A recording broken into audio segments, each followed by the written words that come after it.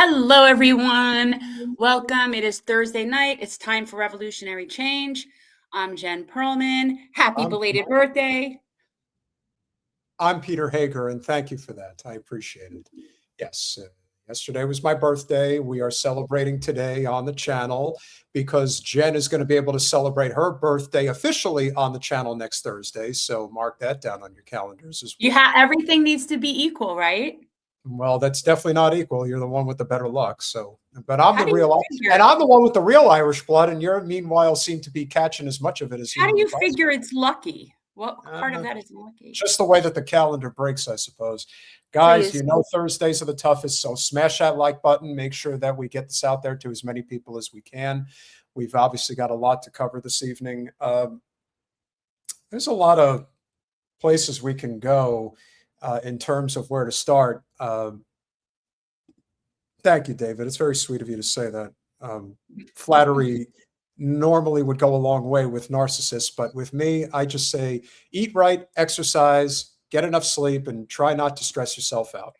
And don't get married or have children.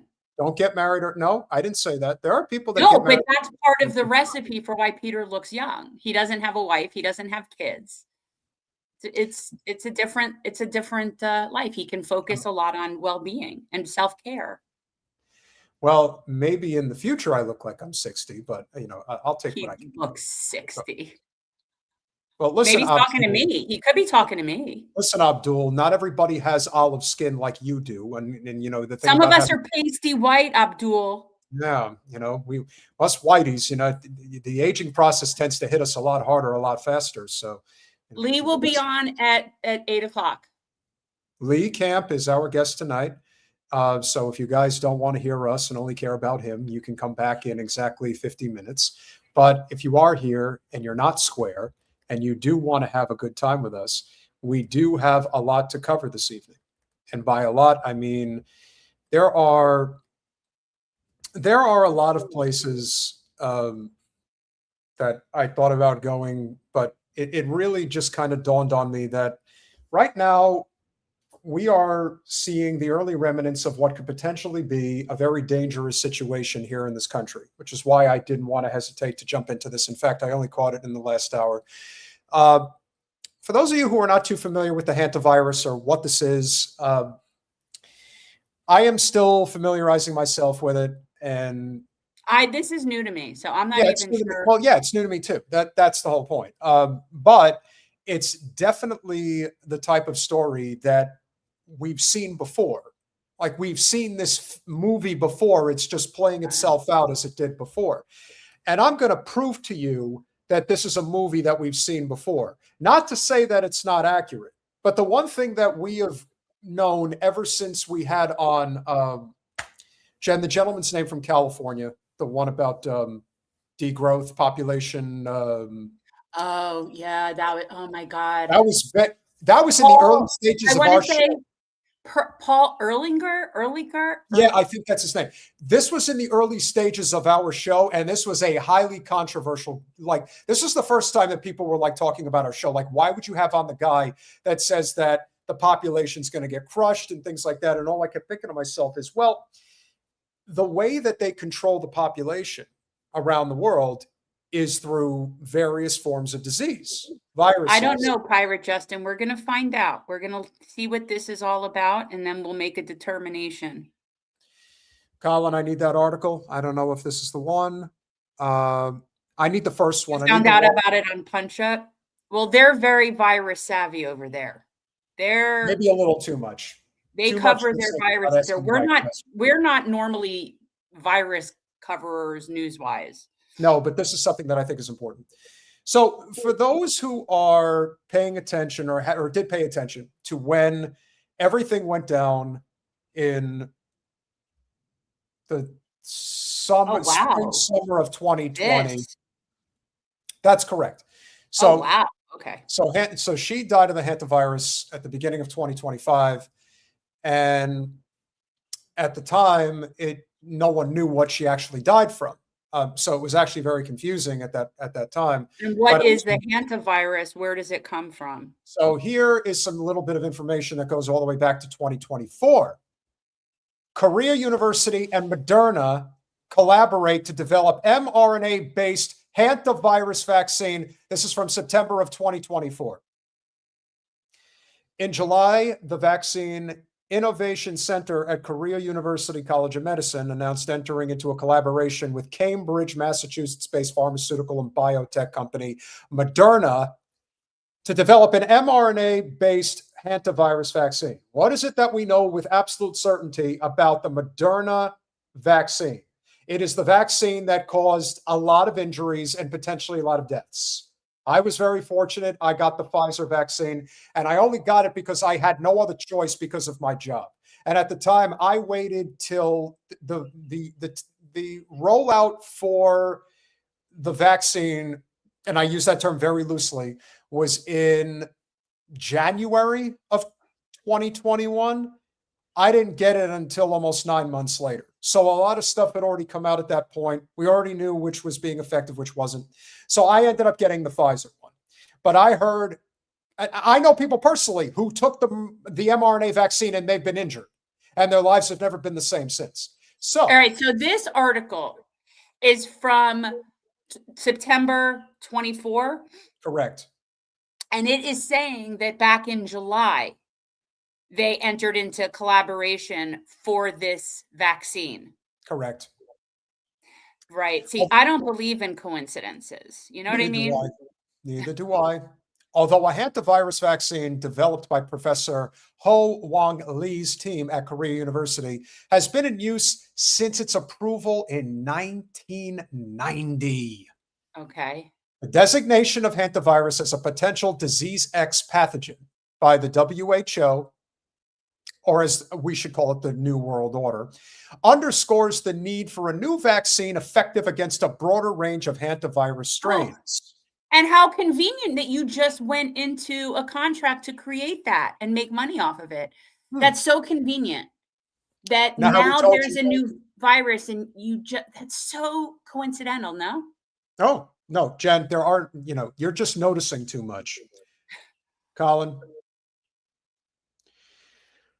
The Vaccine Innovation Center has provided Moderna with hantavirus antigen sequence information, and Moderna provided mRNA material from the Vaccine Innovation Center.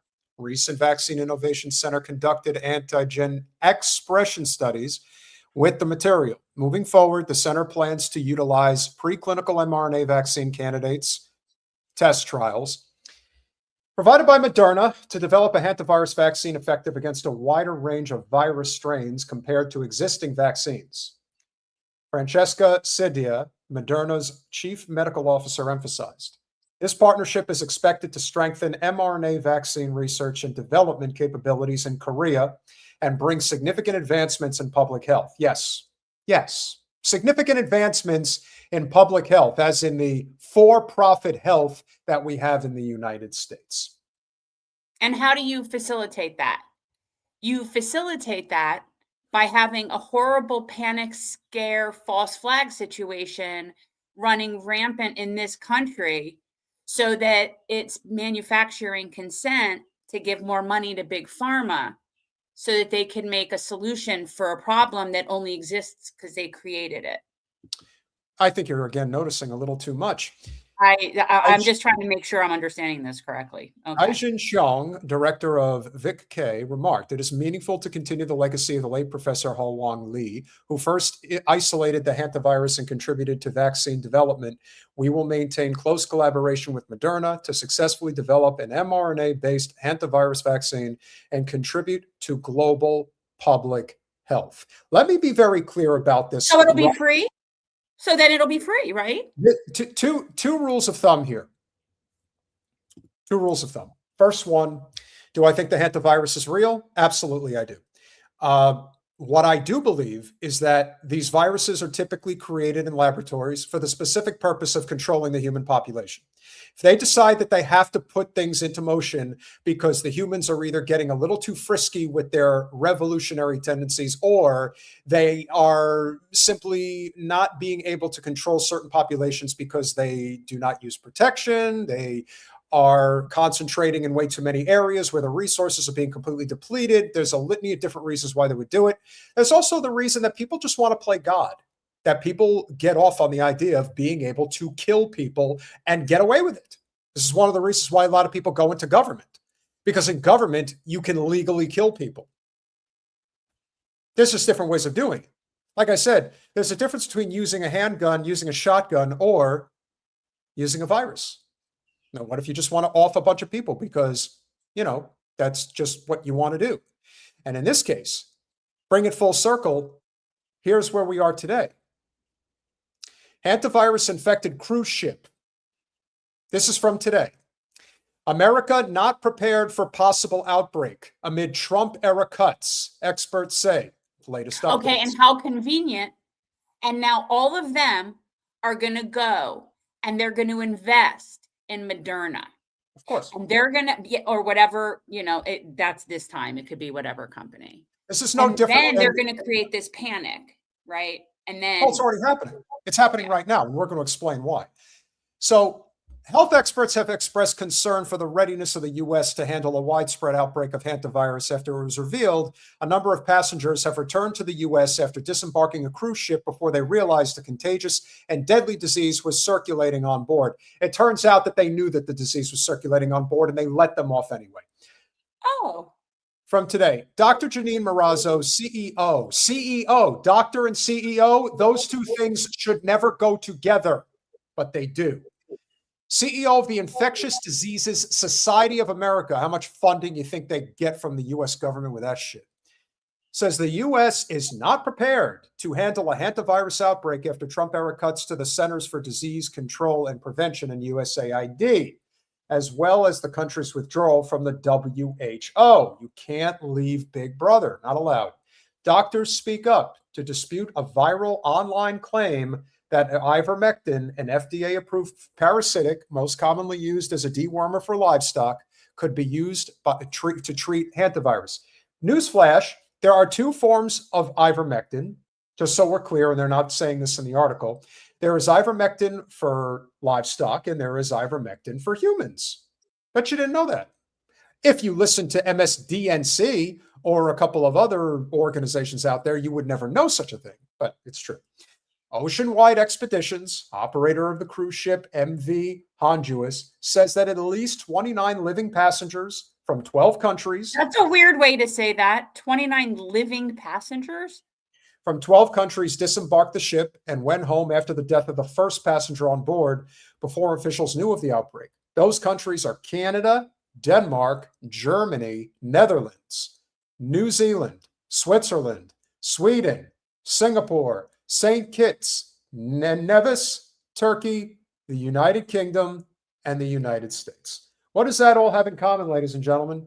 It means that you have people from all different corners of the globe, from New Zealand, which is the end of civilization, into the Pacific, to all the way across the Pacific into the United States, Canada, across the Atlantic, into Europe, and then ultimately into Asia. This is not a mistake. So when they say that everybody from all places are getting it, you're kind of seeing a pattern here.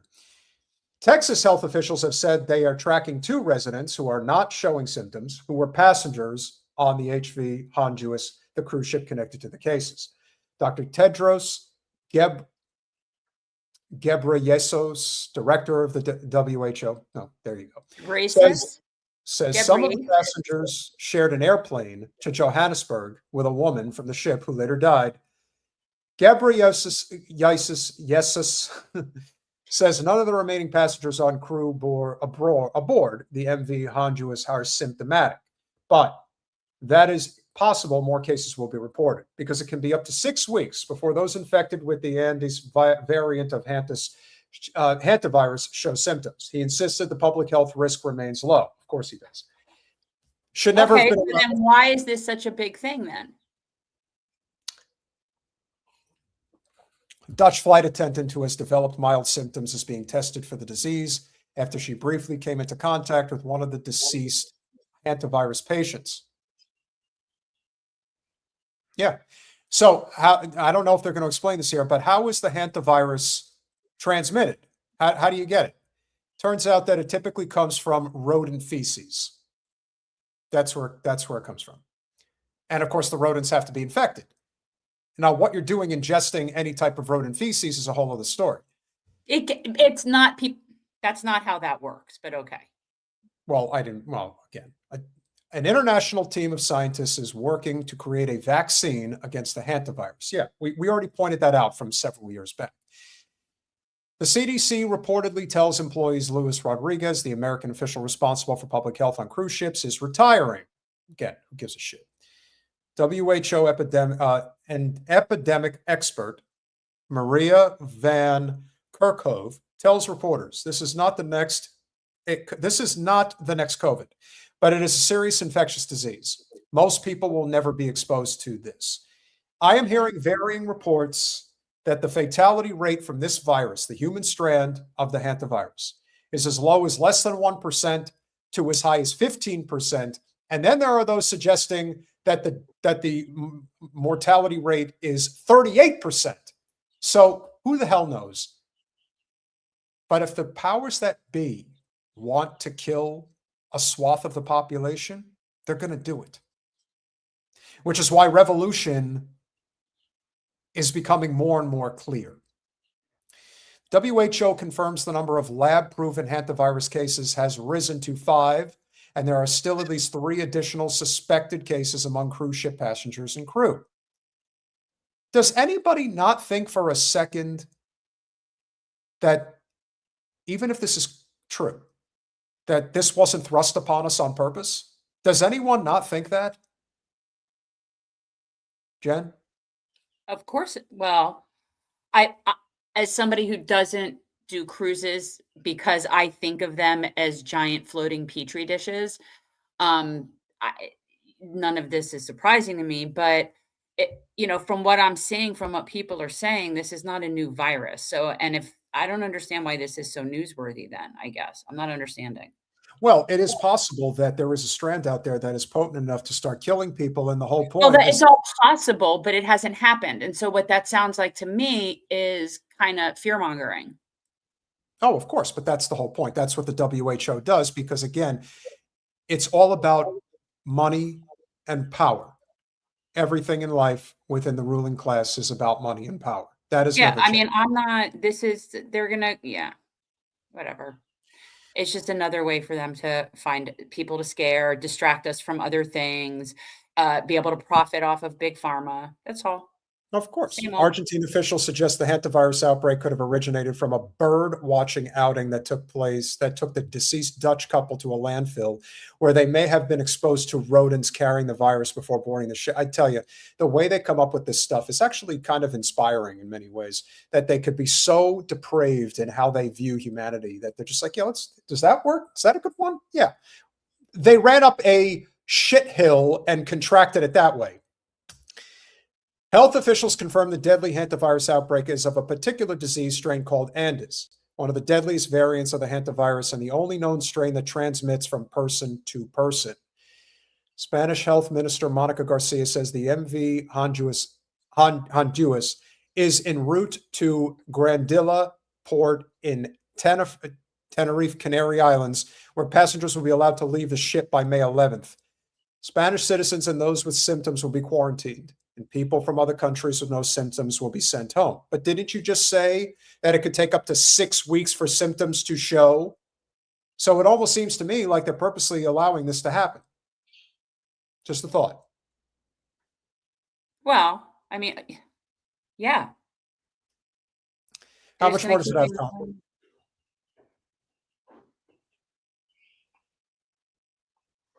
All right, there's definitely, we've gotten our fill, if you will. And I want to bring a very important point here. As I've been saying, I don't doubt for a second that this has the potential to be very dangerous. But exactly, Tony D.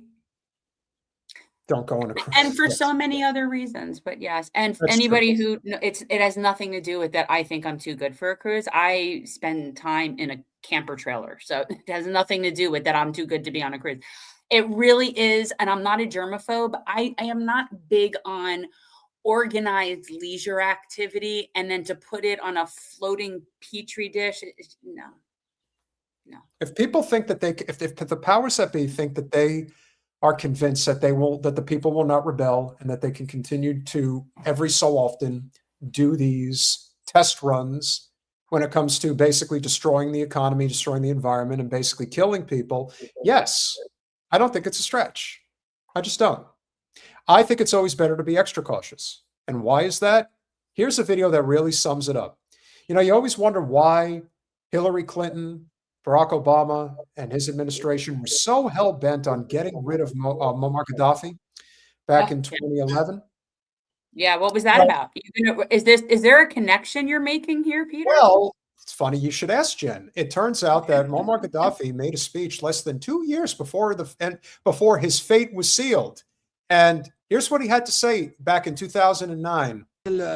في العنزه بتاعت الخنازير وان شاء الله تجي كمان في العنزه بتاعت الاسماك في المستقبل على اي حال لان المصانع تشتغل بتاعت المخابرات هذه اذا كانت هي تباع بثمن غالي معناها تجاره يصنعوا فيروس وينشروه في العالم باش الشركات الراسماليه تحصل اموال. They create a virus that they spread around the world so that capitalistic companies can make massive profits. Now, why would Muammar Gaddafi make such a statement, even though he was regarded as such a tyrant? And he may very well have been a tyrant in Libya, but here's what I can say with absolute certainty that anyone who lived in Libya always spoke to. Libya was a resource-rich country, extremely resource-rich country. We stole all their stuff. But at the time, it was the wealthiest country on the continent. Correct. And what did Gaddafi do with all the wealth and riches for the Libyan people? He gave it to them. They had universal health care, universal education, infrastructure projects, you name it. They had it. And he didn't want to do business with the United States. So the United States decided, well, I guess we're just going to have to get rid of you. And that's where the whole you mean kind of like Nicolas Maduro? Just a little bit. Okay. Just a little bit. And so in the case of Gaddafi, he's making it very clear that if you've seen one, you've seen them all. You know exactly how this is going to go down. And this is how it's going down. So and people wonder why the Iranians aren't going to deal with us. Why would they? They've seen what happens when people deal with us. Amen. ببيع الاموال عيب هذا حرام عليكم الامصال لا تباع الدواء لا يباع اقروا الكتاب الاخضر لا يسمح ببيع الدواء لا يباع. See that, guys? We shouldn't have to pay for vaccinations. They should be free. Well, again, that's some crazy socialism talk right there. Commie shit. That's some commie shit right there. Haven't you once thought about the pharmaceutical industry, you tyrannical bastard? اعلنوا يقولوا الدواء مجاني الامصال المجانيه مش حتنتشر الفيروسات لان يخلقوا فيها باش يعملوا امصال وباش تكسب منها الشركات الراسماليه. Reasonable. هذه معالجه خطا. اعلنوا الادويه لا تباع مجانيه. واذا كانت حتى فيروسات حقيقيه يجب لا الامصال لا نبيع الامصال، يجب نبيع نعطيها بلاش. العالم يبذل جهد ويصنع هذه الامصال لينقذ نفسه. Put up what Willie's saying because this is interesting too. I knew that they had the highest standard of, like, I knew they were doing the best economically. And yes, this is sounding familiar. Willie Bragg saying that Gaddafi wanted a common currency for the people of Africa, and we just can't allow that. No, and he was way ahead of his time. And if Gaddafi was still in charge today, or if one of the connected members of his family were in charge today, if he had ultimately passed, Gaddafi was not young. In fact, let me see. At the time of his death, he was, Well, he was almost 70, but here's the point. Hi, Today, Pac-Woman. Thanks for those ruse.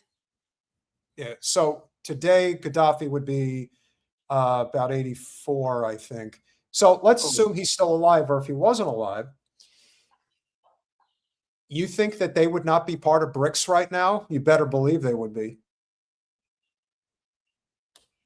The threat If is he were still alive, if what happened in Libya hadn't happened in Libya, I believe that what's going on in that whole Sahel region and that Western Africa with Mali, Burkina Faso, and Niger, and a lot of those things, I think would have happened sooner. I think there would have been a sooner push to get the French out. I mean, I think it would have happened sooner, but that's what they were trying to avoid all this time. That was the thing. He was way too strong of an economy, to have that in Africa. Well, that's the whole point. That's the whole point about, taking the opportunity that you are provided with. And it's funny. It kind of just came into my head, and we're going to talk about it because I know we've been, that's why I take notes. You got to write the notes down because you want to remind yourself of this. When we talk about these other countries that are at the mercy of what we want, and we use Israel as the go-between to get this done. And the real danger here in terms of what is going to happen in other parts of the world. And there really is something to be said for the danger. Mali just got attacked. Not surprised. They will not leave them alone. They just will not leave these people alone. Well, why would they? Well, and here I could show this now. Here's another one in this day's episode of Leave These People the Fuck Alone. This one I did for an Iran edition, but really we call it the Mali edition. So in today's episode of Leave These People the Fuck Alone, who are we talking about? We have mentioned before, we will now address it because we've been talking about it for the past week plus. There are two Israel stories we're going to cover this evening, one now, one later. The one later is one that we'll probably have fun with Lee. But, we talked about the fact that Israel is in a situation right now where the ones who have the money and the resources, this is also something that I picked up from our friend, the Tabernacle, the other day. It turns out that Israel, while they may have, a democratic society in which the people get their health care and their education and a living wage and all that. However, the income inequality, the wealth gap in Israel is just as preposterous as it is in the United States. So the people that have the wealth are going around to other parts of the world buying up resources. One of those places now in Africa happens to be Kenya. Kenya is one of those countries where they are buying up as much farmland as they could get their hands on. And what we've noticed is that they have been following a very similar pattern, which is whichever is considered a third world country, we are going to go and bribe them so that we can take over their country in terms of control of the resources. Well, that's one method. And what's the other method they employ? Violence. Well, setting fires. They go around and set wildfires and then get discounts on the land. And these people are like a succubus. Like they need to be put down. Israel deploys world first mobile climate lab in Kenya and tackle Africa's data blind spot. Ooh, data blind spot. This is a setup for what's going to be the big story. Wait a second. Why does the genocide entity, why are they able to deploy anything in Kenya? Like, what is their business in Kenya? Israel has deployed what is believed to be the world's first mobile climate.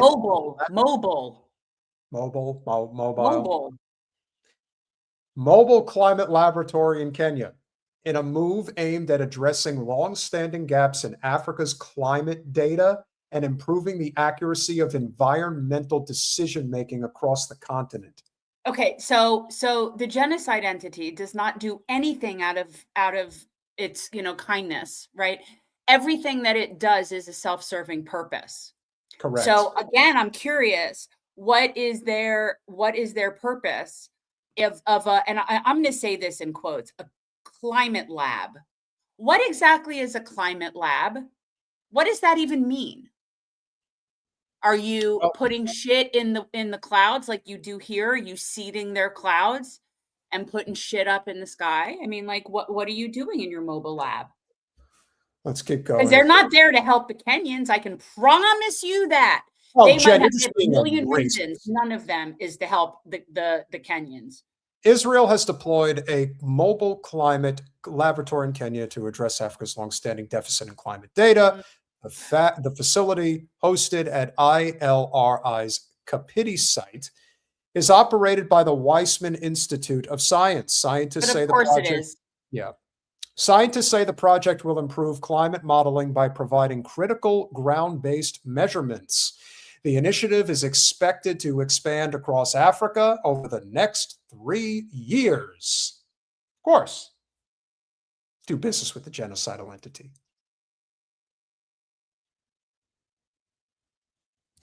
I need to look that up. You know what? Colin, I'm going to call an audible. Pull the other article up.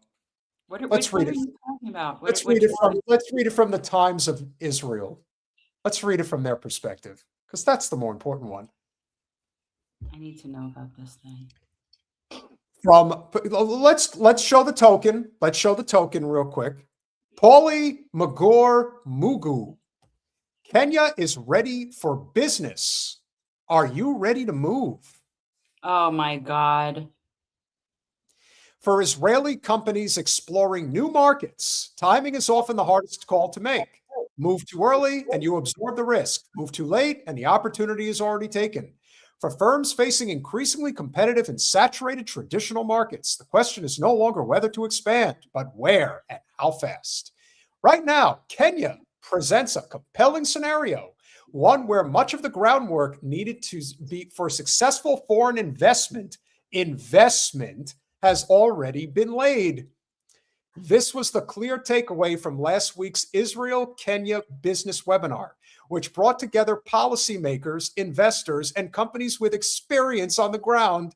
The message was not simply that Kenya holds potential. It was the conditions for entry, regulatory, economic, and operational, are already in place. Hosted by the Israel-Africa Relations Institute. Again, corruption at its finest. In particular, in partnership with the newly established Israel-Kenya Business Forum, the session offered something especially valuable, a clear sense of how Israeli firms can move from interest to execution now. Jen, would you like to take a crack at this? I am just so disgusted by this.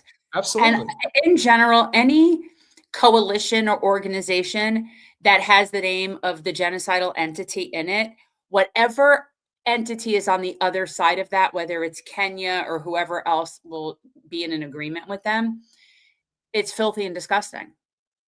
Because any entity that would sign an agreement with a genocidal entity is also a filthy and disgusting entity.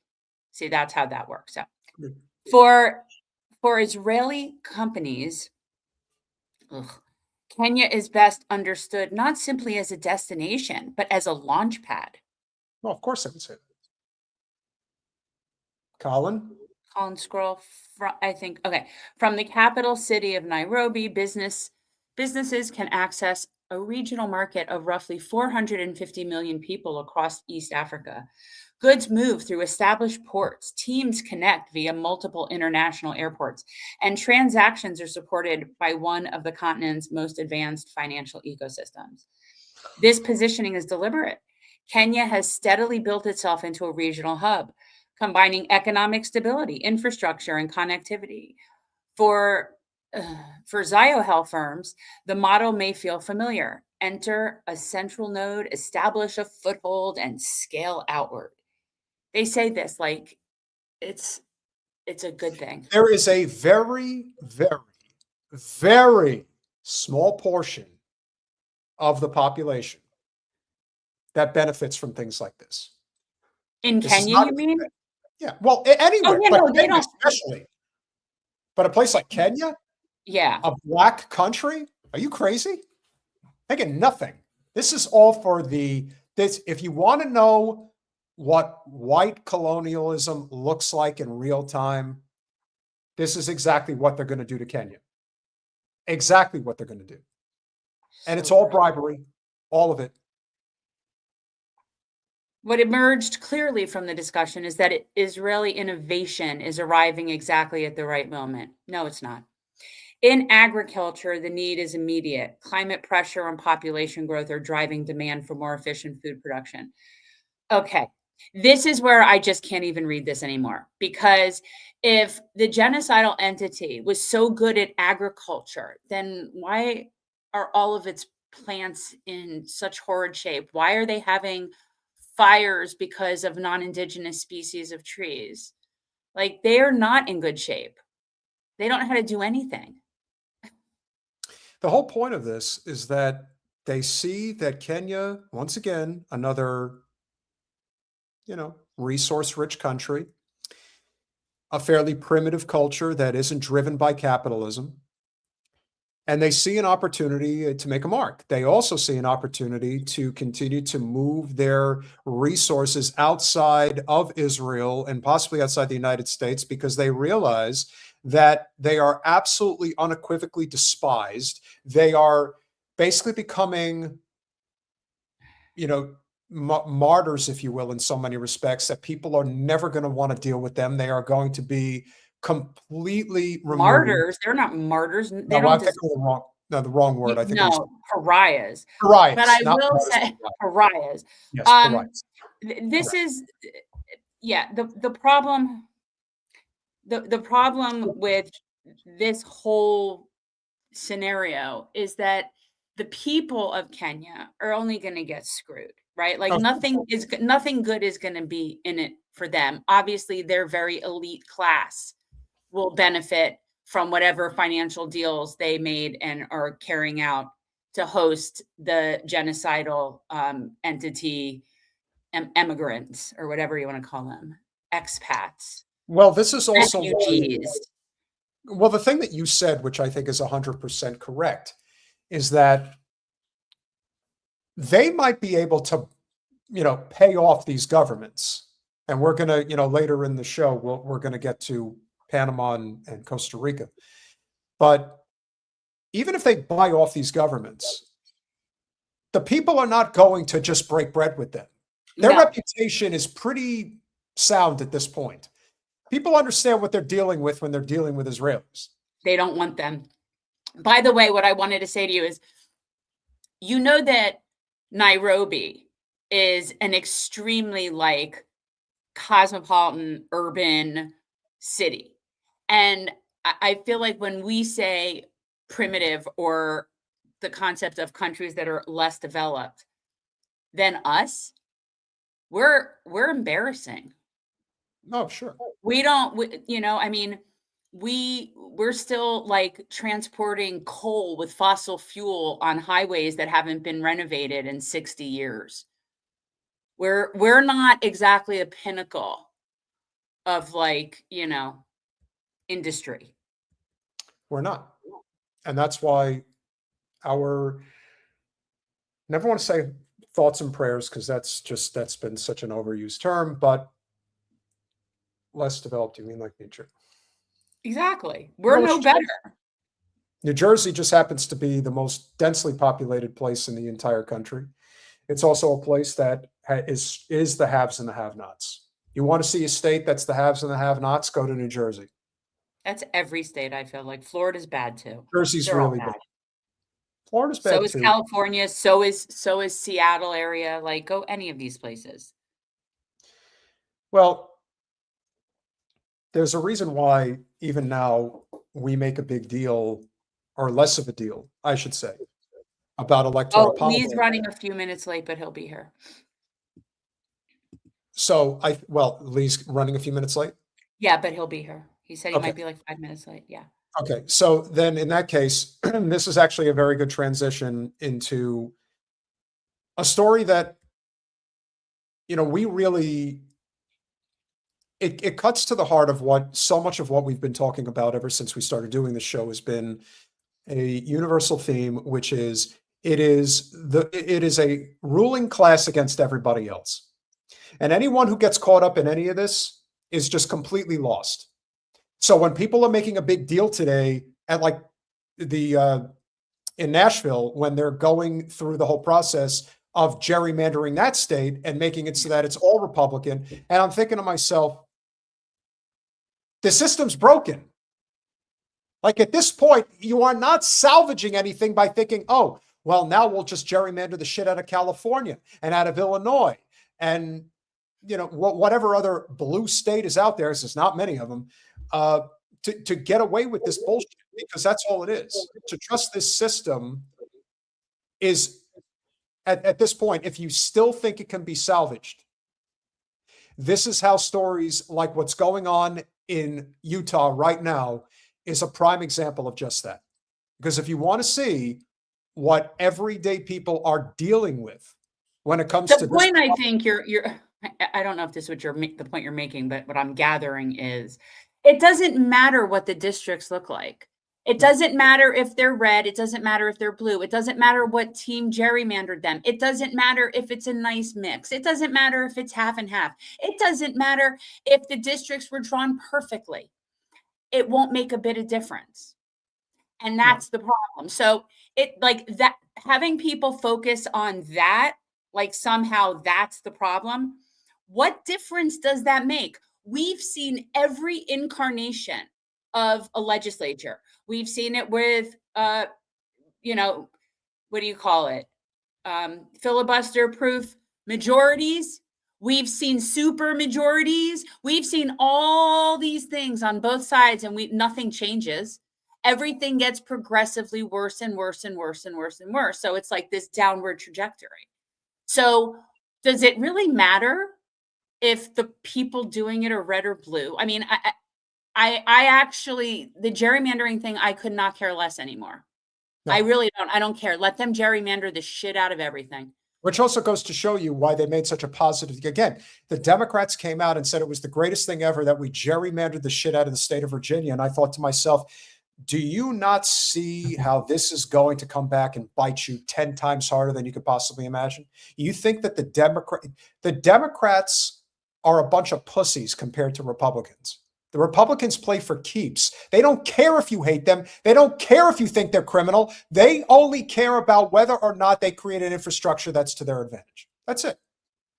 And meanwhile, the Democrats, they're much better for sure. Like yes. They definitely work much more. They see the forest through the trees with strategy, and the Democrats really don't. The Democrats are just, again, I don't think they're meant to. They're MIC resistance. They're controlled opposition. They're not meant to do anything, which is why it doesn't matter if the states are all completely gerrymandered.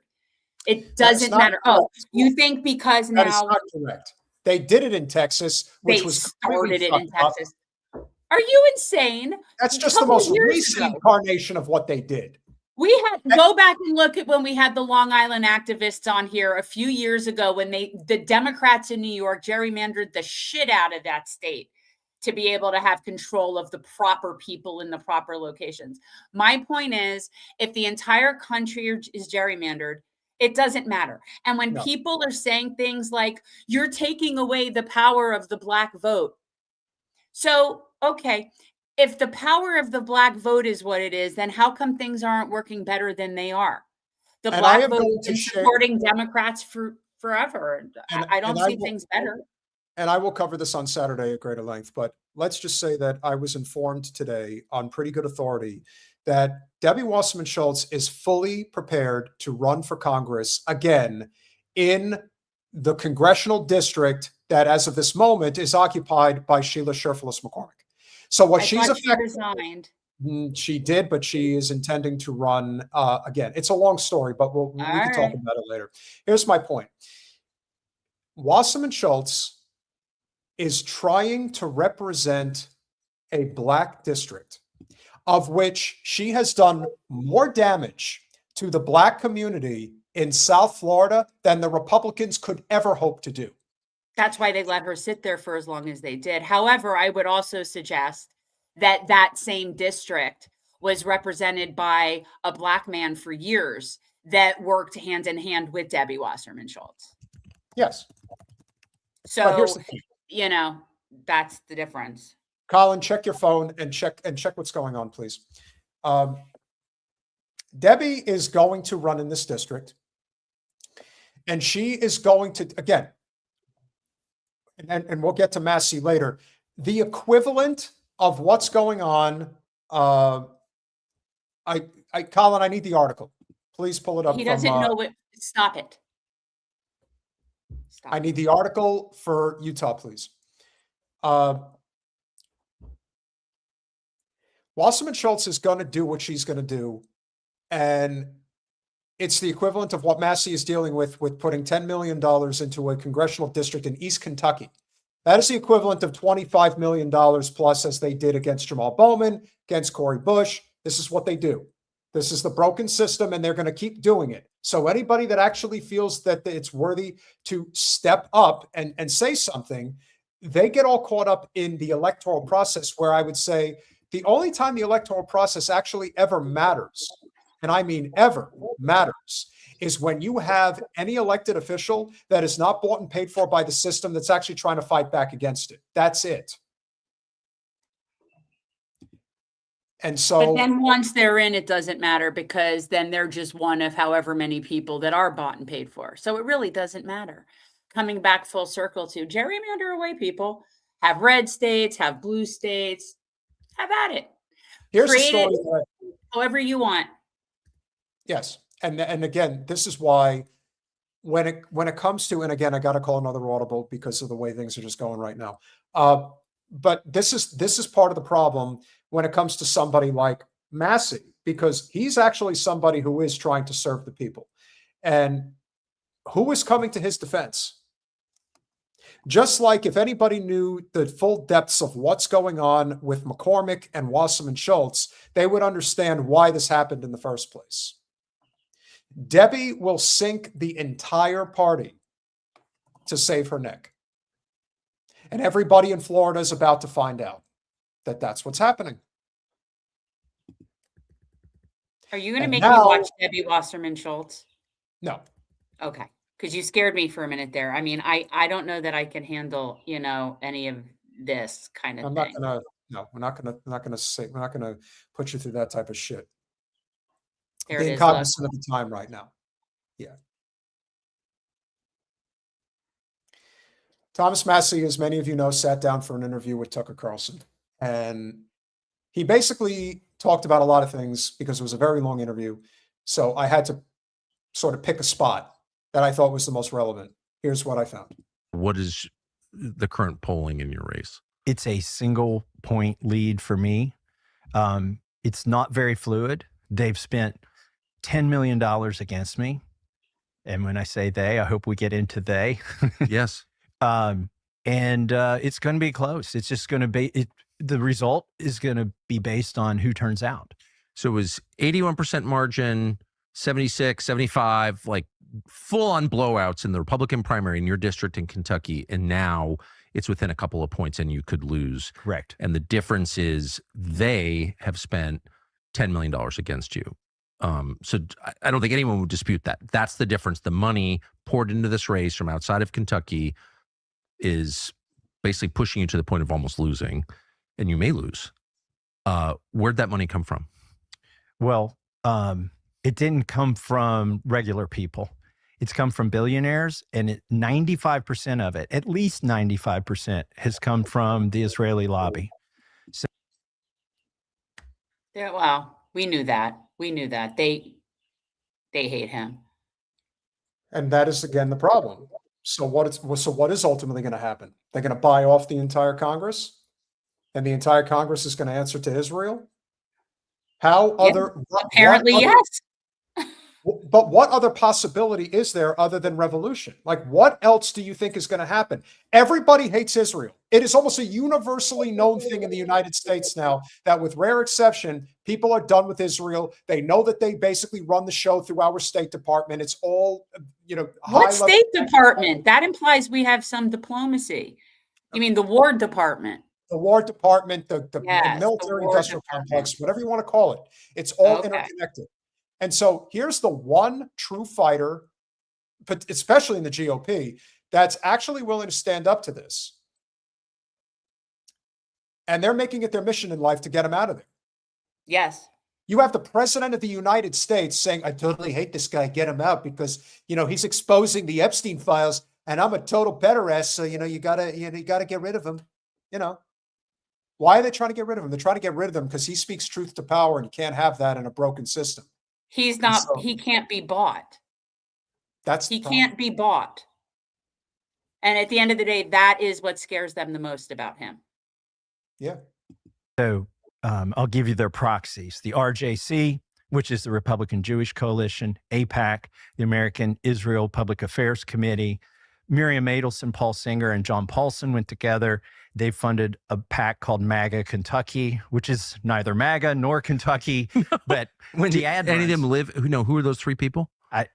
they have been, Miriam Adelson is the gambling magnate who's ironically makes money from the Chinese now gambling and not in Las Vegas. And so she's much. literally an Israeli. Yeah, she was born there. Yep. She's given over $200 million to the president. He puts her on the stage. He says that she's influenced his own policy.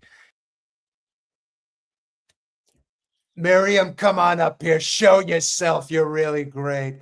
She gave $250 million to my campaign, but that totally doesn't affect me. No, definitely not.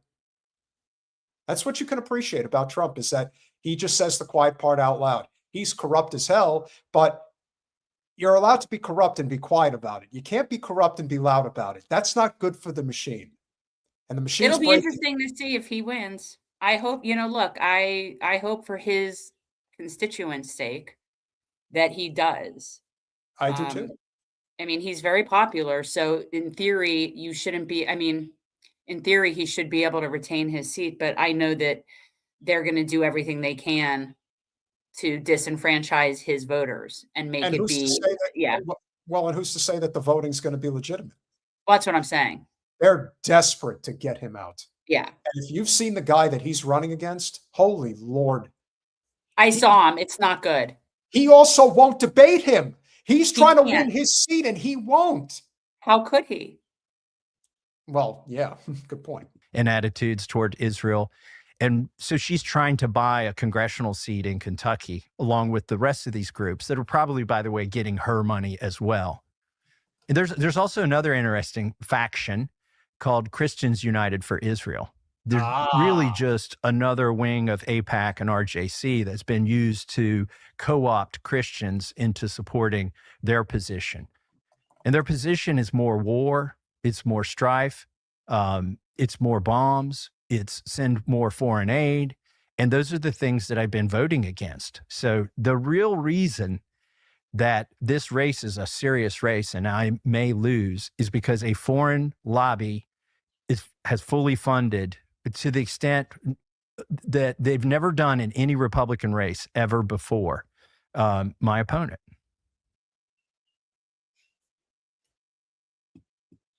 But again, I suggest, what difference does it make anyway?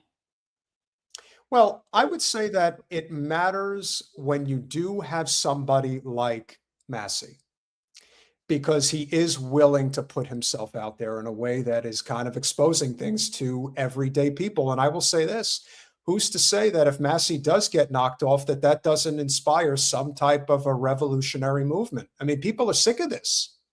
And it's also noteworthy to pay attention to the people who are in various forms of what, us and Lee and others do that are on the take, that are out there basically throwing Massie under the bus, celebrating Trump still, in spite of everything we now know, that they're all just doing it for the money. They have no moral principles, zero whatsoever. And the ones who speak truth to power are the ones who suffer the most because we're at the mercy of what the corporate machine is willing to put up with. We were in a situation where our channel has not been shut down or demonetized. Well, we almost got 3 strikes. We were very close.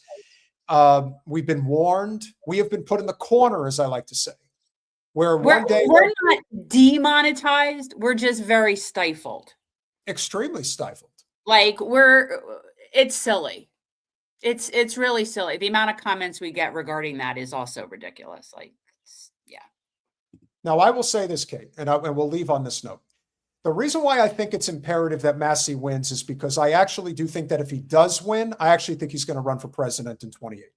And so if he does, you're going to have a legitimate leader of the America First movement that I think is at least worth giving some credit to. And then we'll see if he actually attempts to form some type of a unification with somebody like Ro Khanna. I don't trust Ro in that regard. I just don't think he's willing to go that route. But at some point, you have to look around at the system and say, this can't be salvaged anymore. Got to try something different. Yeah. And Look, I like Massie. I think that he's not for sale, and I respect that, and his constituents like him. And at the end of the day, his job is to answer to them. So if they're happy, and his approval ratings are high, and if he does lose, it's going to be through the shenanigans and the money. And we've seen it. Peter and I have seen it on the ground, what they'll do and the kind of games that they play. But yeah, no, I appreciate him. I think he actually is a decent representative. I don't agree with a ton of his policy, but I like that he's not a corporate whore. I respect that he speaks truth when it, and he's consistent. So I have to respect that. However rare that may be, it certainly seems to be an anomaly in the world that we're living in today. But every day we get a step closer to that revolutionary threshold where people just have said enough is enough. We need to do something different. And that's why when it comes to the things that we do, especially with our channel, with the people we connect with on a regular basis, we mean what we say. We always have. And you never forget the people that were there to help, especially in the early stages. And Lee Camp is one of those people that has always had Jen's back. And we have to have his. Because so seldom are people really willing to say what needs to be said. The chips are down, people will scatter. When things are going well, everyone wants to be involved. It's when the chips are down, that's when you need to work the hardest. And so Lee has been dealing with quite a bit lately. We're going to hear all about it. And he is always welcome on Revolutionary Change. Hey, thanks for having me. Thanks for the kind intro. Of course. So I've often wondered about you in particular, because who did you piss off? No. And I'm serious, in your life in particular, because with you, it really is starting to feel very personal. Because a lot of the stuff that you cover is stuff that other people cover, and even people with bigger platforms cover. So it isn't that. What is it? Who is this? Who is trying to hurt you? Can I say one thing real quick? We're friendly with Tom Hartman as well. And the one thing that is so distinct is that the two of you were in a situation where when things really started to move in the summer of 2015, you were part of RT.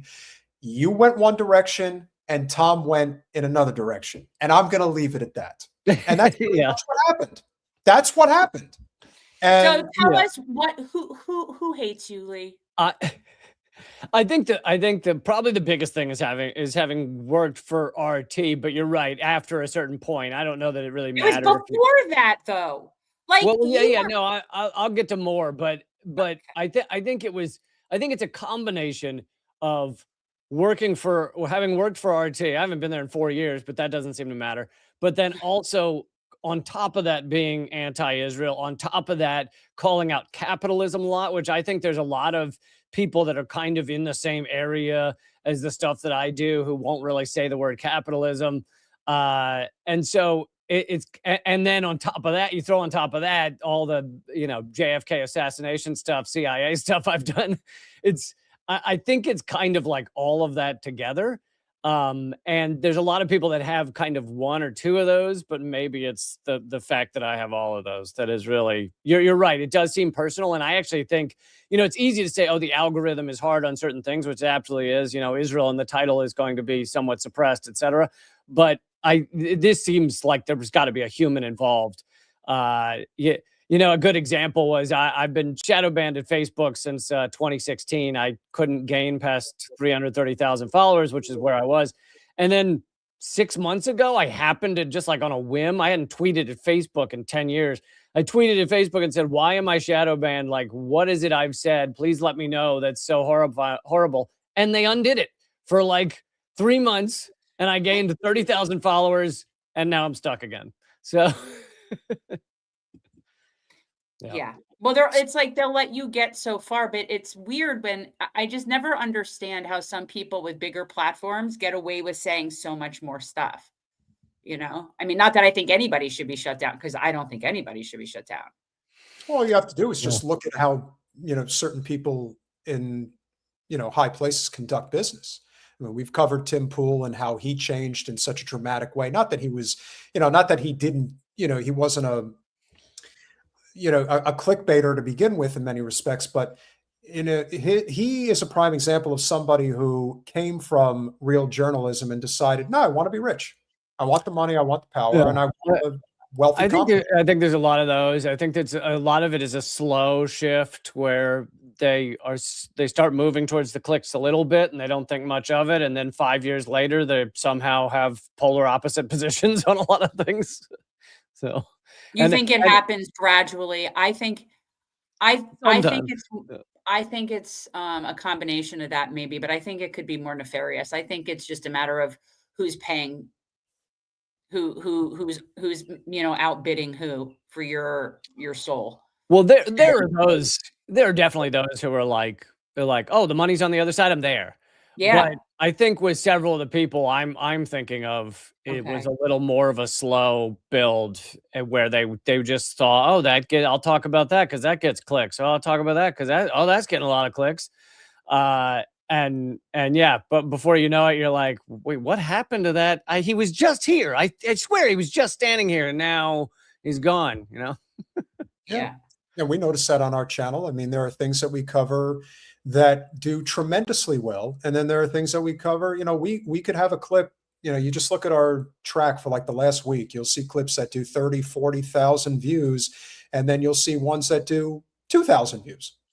And it's obvious that if we just wanted to play into the algorithm, if the only object was to make money, then we wouldn't be a channel that was based on what is actually of importance, of especially vitality in these moments right now. If the only thing that was driving it was based on that, then we could go down that road. But then what's the point? Why are we doing this? I mean, and I keep doing the coverage that I feel is important, even though it's not off. It's often not where the clicks are. Sometimes what I'm talking about will align with what gets the most views to some degree, but a lot of the time, I'm still doing I'm still shit talking capitalism every day, even though not one of those clips ever does well. I'm still talking about climate crisis, even though those clips always do garbage. So it's like these things are too important for me. Like, what am I just gonna let the world fry because it didn't get a good number of views? So what happened recently that was different? Because you've always been suppressed. So now what are you doing and what have you shifted to try to help maintain your livelihood? Because that's really, I mean, it's harassment and it's unbelievable. It's just, yeah. Yeah, so I don't want to assume that everybody knows my story. I'll give the 1 minute rundown for those who've never heard any of it. I had a popular YouTube channel called Moment of Clarity, got a TV show called Redacted Tonight that was once a week comedy news. People called it Jon Stewart or The Daily Show with teeth. And it did really well until 2016 when we nearly got Bernie Sanders elected. And then the Justice Department had a meeting where they didn't say this outwardly, but everything became shadow banned. And so we still continued to do okay, but a fraction of our numbers before a fraction of the numbers that we used to have. And the show continued until 2022 when the U.S. government sanctioned the channel into oblivion. At that point, I had a show for 10 months with Mint Press that was always heavily suppressed. So it wasn't their fault. It's just nothing could do any numbers at all.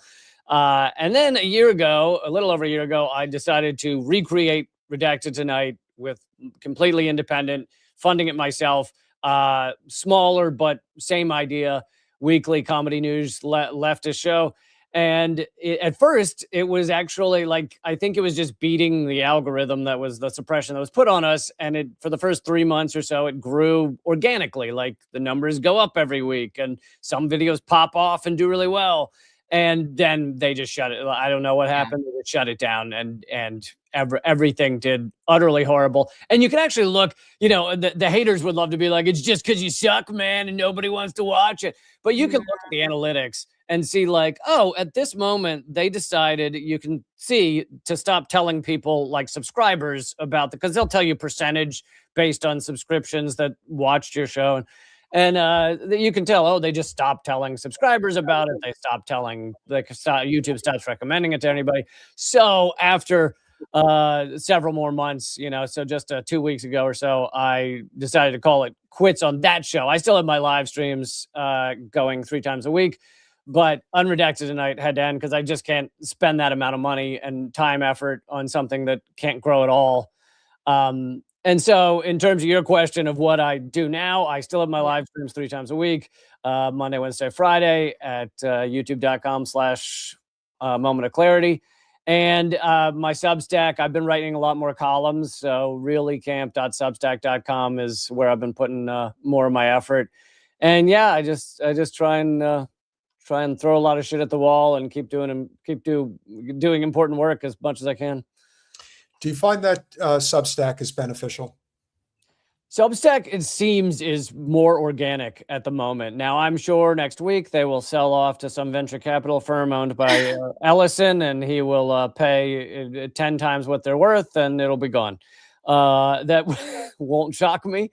But at the moment, I think because they're not, the top 3 platforms, they seem to be largely organic, which basically means if you have subscribers, they will tell your subscribers about a post you put up. I mean, it seems so common sense, but once these platforms get either bought out or just get big enough, they're like, yeah, well, we don't really want to tell your subscribers about the things you're doing, so we're going to stop doing that. I think it's also more a matter of that you're competing with the narrative they do want people to hear. Right. So it's they're going to be recommending whatever Zio capitalist trash they're going to be recommending. And there's no shortage of it now. They'll just keep pumping that out, buying off content creators, creating stupid ass AI videos, and just trying to flood the space with garbage. That's what I think. People underestimate the effect, the impact of flooding the space. They don't have to ban our channel. I mean, I had my first YouTube channel banned, my TikTok banned, and my Spotify podcast banned. So they do that as well. But they don't have to ban things. A combination of suppression and flooding everybody's feed with the opposite view or with garbage. And the vast majority of people are lazy enough that they don't go to your channel. They're not people don't type in a website anymore. They just go to YouTube and see what YouTube tells them to watch. So, I look back on how we first came in contact, how we first, I became aware of you. When you really think about RT America and what it was back in 2015, it was you, it was Tom, it was Abby Martin, it was Ed Schultz, it was Jesse Ventura. There was really something of a true movement in terms of left populism that was growing. And it culminated in Bernie probably winning it, and we'll never know it because of the activities of Wasserman Schultz and many others.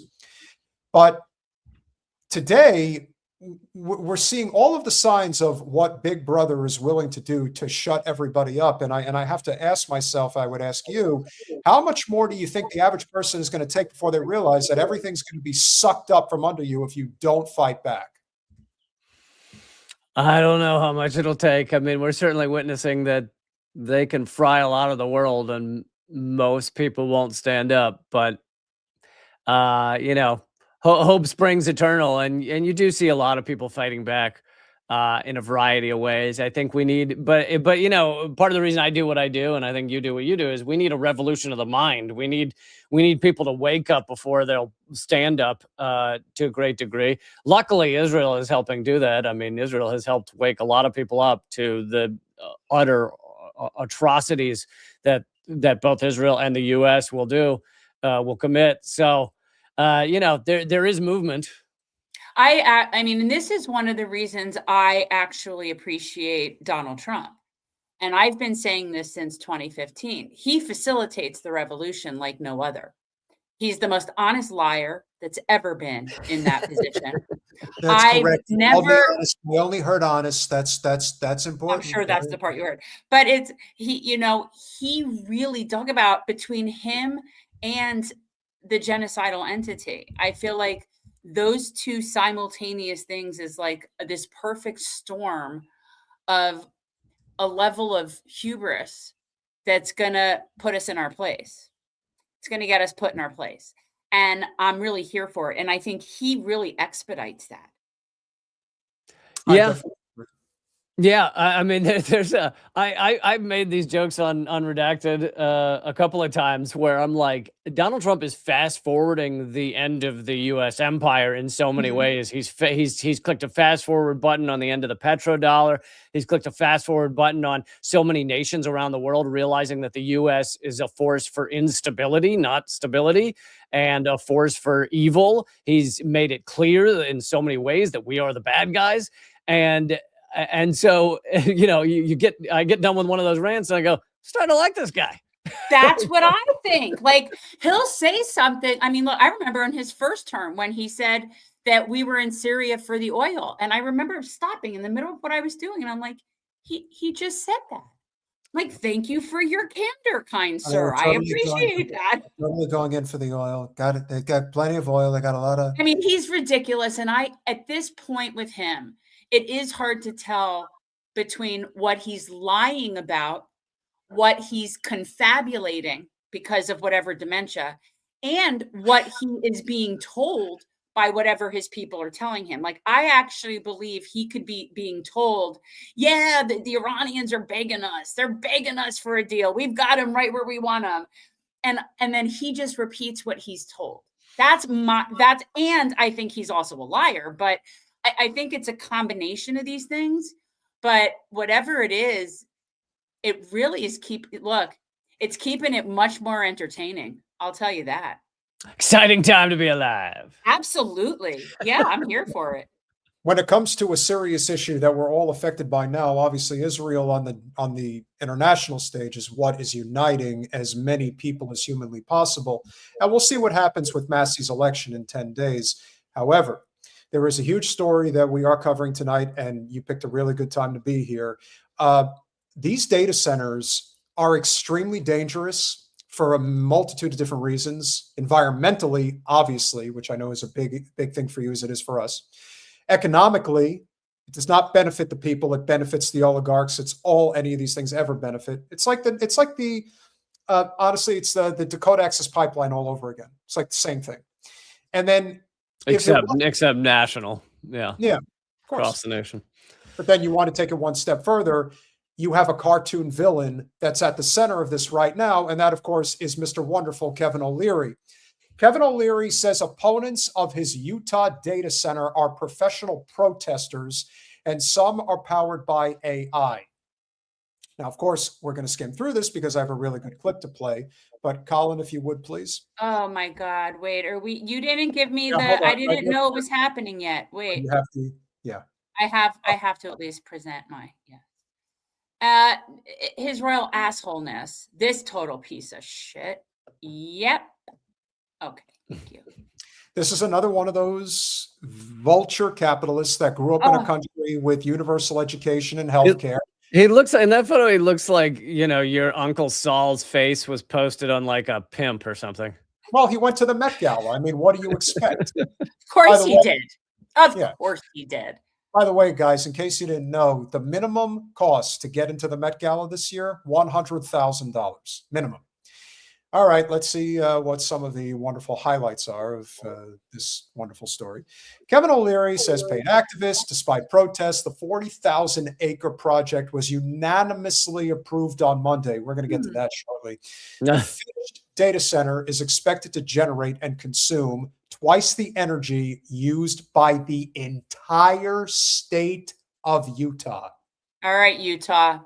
This is your time. This is your time with your permitless carry friggin' firing squad ways to handle business at your own level.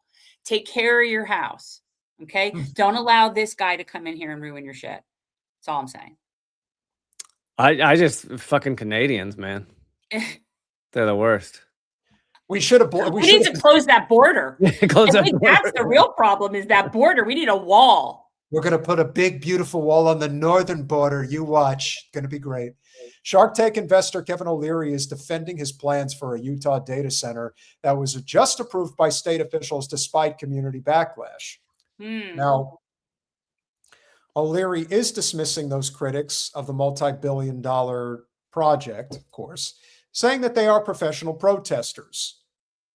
O'Leary, also known as Mr. Wonderful, said concerns about the project are well understood by his team, which includes impact on air, water use, heat, and noise. Yeah, I don't know how concerned. Yeah, they apparently can. They heat up like the whole area for miles. Like it's not. Yes. It's like crazy. What's even more amazing. Nobody wants these things except for the very few people that are making money. And honestly, there are way more of us than there are of them. And let them try that stuff in place. Like Utah, permitless carry, firing squad. There's opportunities there. That's all I'm saying. The Box Elder County Data Center is facing pushback from those worried about environmental strain and resource use, a common flashpoint as energy-hungry data centers fueling the growth of the AI expand across the U.S. You see, Lee, this is one of the reasons why I can't deal with what I think most people would refer to as the dumb left when it comes to messaging. The powers that be will always say that climate change is just a hoax. It's not real. You're all making shit up. You know what isn't a hoax? Contaminated water supply, contaminated air supply, lack of agriculture growth, lack of space to live in. These things are definitely part of climate change, but they are part of environmental destruction. You see, language matters, and being able to convince people of what's in front of their own two eyes. So you can't see climate change, but you can see environmental destruction. And that's exactly what this is. And if you don't play the game the way that it can be identified with everyday people, like people that are, let's say, conservative people in Utah, then you're always going to lose. But this is something that I think is very noticeable that you can't take your eyes off of. And we should throw in here that there's been a lot of successes over the past year of various areas fighting against AI data centers. It's not just an inevitability that whenever the rich want these things, they happen. I mean, they certainly are able to ram it through some of the time. But there's been some big wins. I know a couple of cities in New Jersey stopped theirs from coming. Most of the wins have either been from pressuring the town council to stop it or from lawsuits against the data centers, which then just slows down the whole process. And often the corporations will decide they don't want to fight the lawsuit because they don't want to, be dealing with that for 2 years. Instead, they just rather go somewhere else. So it is possible to win against these data centers. Paul Morris, who is the executive director of Utah's Military Installation Development Authority. Again, can we just talk about the fact that these data centers are all for the military industrial complex? I mean, almost universally, that is what these things are for. They are not for improving your ability to use your phone or, chat GPT. This is. And I can tell you honestly, for me personally, I don't really give a shit what they're for. I don't give a shit what they're for. But let's also causing more harm also than remember they're to take a lot of people's jobs. So that's good. So. Yeah. Steal Here- a lot of jobs. And I also like to point out that, you know, if we dealt with the fact that AI will be taking a lot of jobs and already is, if we dealt with that like adults and like rational adults, we'd be like, oh, so maybe everybody needs to work less and get paid the same. But of course, that's not how our shit corporatism works.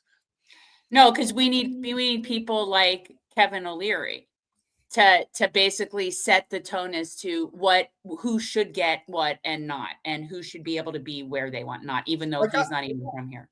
You know, it's funny, in our celebrity obsessed culture, the best thing that could happen right now is somebody like O'Leary being the poster child, because he's always, anybody who has ever watched Shark Tank knows that he is the ultimate vulture capitalist. He's disgusting pig. He has no morals. He has no qualms about hurting people, hurting environments, hurting resources. It doesn't matter. If he can make money off of it, he will do it. He does not hesitate. And can I ask you why? Okay. Where does the Mr. Wonderful come from? Because I went and found, like, to me, I know who to me is Mr. Wonderful. Okay. That's Mr. Wonderful right there. Paul Horn. That is my Mr. Wonderful. I am a child of the 70s. Were you a pro wrestling fan, Jen? Okay, so back in the day, my dad used to take me. I mean, we would everything from Dusty Rhodes to Hulk Hogan to Really? Yeah. I mean, Me too. But it's rare to find a woman that grew up on professional wrestling. okay, well, only child to my dad, so I'm the menu. But so, and as somebody who did, like, when somebody's calling themselves Mr. Wonderful, that's a pretty high standard. You know what I'm saying? So I missed that part. Does Kevin O'Leary call himself Mr. Wonderful? yes, well, it's a that's play his on name words. is because Mr. Wonderful. That's his brand. yes, he's such an asshole, but that's really the whole point. It's like he embraces being an asshole. Like, I really believe that. So I no, think he's Mangione monetary theory. He needs he to love learn it. from Mangione. There's several of these billionaires that have seen the success of Trump and gone, oh, so we should just be total assholes and like lean into it. according to the project's publicly available fact sheet, the full build out will consume about 9 gigawatts of energy, which is just insane to even contemplate that amount. The 40,000 acre project, which is twice the size of Manhattan, which local news outlet KSL reported will be built over the next 10 years, was unanimously approved by the MIDA board on Monday, which was attended by hundreds of booing and sign-waving protesters. Now, here's where we're going to take an offshoot on this story. Colin, if you could pull up that photo that I just sent you. There are 3 county commissioners in Box Elder County. What a name. But this particular area, Northwest Utah, the head honcho of this county commission is a man by the name of Boyd Bingham. And yes, he looks exactly as you would expect him to look. So that is how I expect Boyd Bingham to look. So this guy, whose justification behind this, I like how the pose is like he's pregnant and she's excited for the baby. We're expecting a little one. considering how much of a quintessential MAGA hat wearing old white Trump supporter would look like and conduct himself, I think he would keel over if he heard you just say that. But yes, I definitely agree. The justification from Boyd Bingham as to why this project should go forward: 2,000 jobs. Do we know that he's not? Do we know he's real? He's real. Okay. 37 million in tax revenue. That's what he's claiming. Now, all the other things that happen in the area, that's not his problem. And what ends up happening so often, especially in beautiful states like Utah, and Utah is a beautiful state if you've ever been there. This guy is clearly in his 70s. He doesn't give a shit. And considering, as you can see, with his very rotund and protruding midsection, probably isn't going to be around in the next 10 to 15 years. So he's not going to know whether or not the absolute unequivocal environmental destruction that he's going to unleash on this area is going to be felt. However, what we do know with absolute certainty is that this guy is a former mayor. He has been a politician for many years. He is 1000% getting his wheels greased. Lord knows what type of a land deal he was able to secure as a result of getting in bed with Mr. Wonderful. Or they either bribed him or they threatened him and they're blackmailing him, or they threatened somebody that he cared about, or his wife does tricks on the weekend and they don't want that information out there. It could be a lot of varieties as to how they're controlling him. It might not necessarily I don't be. know if they need to control him. Isn't this the kind of politics you'd expect from someone in the middle of Utah? Or Well, no. Corporate, no matter what. I don't care. No. Money. I'm going to tell you why, and it depends. And I don't know this particular segment of Utah, but it looks very rural. It's and in rural, Utah. Okay, so but I don't know what that is in terms of the industries there, like what's there.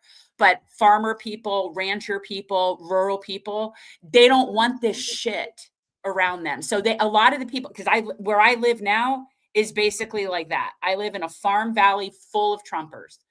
And I assure you, if they tried to put one of those things in this valley, those people would be down there with an arsenal like you've never seen. It would never happen. So it's interesting. They love some NIMBY. This is his office. This is his office number. That is his email. So do with it what you feel is necessary. And this goes to everybody who will see it. I think that's been left up long enough. Just jot it down, screenshot it, do what you got to do. The thing that we learned years ago when Wasserman Schultz was trying to put a private prison in Southwest Florida is that she actually tried to do it in an area where people were pretty affluent. And it didn't go over well. So what did they naturally do? They probably found a place where it's not so affluent and they feel that they can get away with it. They think that this is... you mean like Alligator Alcatraz? Exactly. Like that? Well, so you have somebody like Debbie Wasserman Schultz that proposes putting a for-profit cysts, center in our district. They don't like that. So then when they do one down in Alligator Alcatraz, but she comes out and opposes it, like somehow that's just so horrible that Trump would do that. See that? Well, yeah, and the reason they put these things in non-affluent areas is not just because they don't want to harm their friends, but it's because money equals power. So people without a lot of money generally have very little political power. So they have very little ways to stop it. And people with money can also hire lawyers that can fight it. So they just know they're not going to put up with a lot of a fight among poor people. And then you end up with corporate sacrifice zones. There's pretty much some in every state, but then there's some states that are worse than others, like Louisiana is horrific for corporate sacrifice zones. But is that like cancer areas, basically? Yeah, cancer alleys and stuff. And you'll even find people they're almost always very poor, but they support the industry because it's the only jobs. So you have them working at the place that's killing them and giving their family cancer, but of course nobody's telling them that. And there's no way for them out. There's no way for them to get out of it. I mean, I think that's what people don't understand is that the people that are stuck like this, it's not a choice.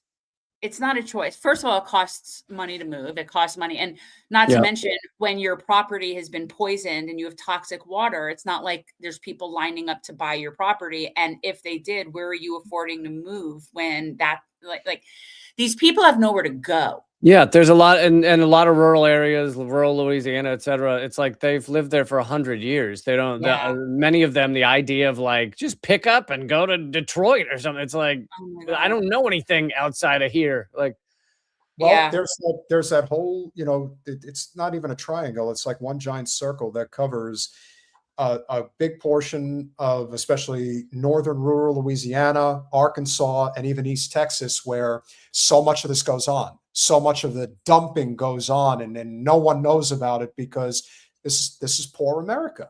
And when it's poor America, people are not going to hear about it. And yet, when I was in DC with Jen, I actually was able to get a pass from Bernie's office to go and sit in on his speech.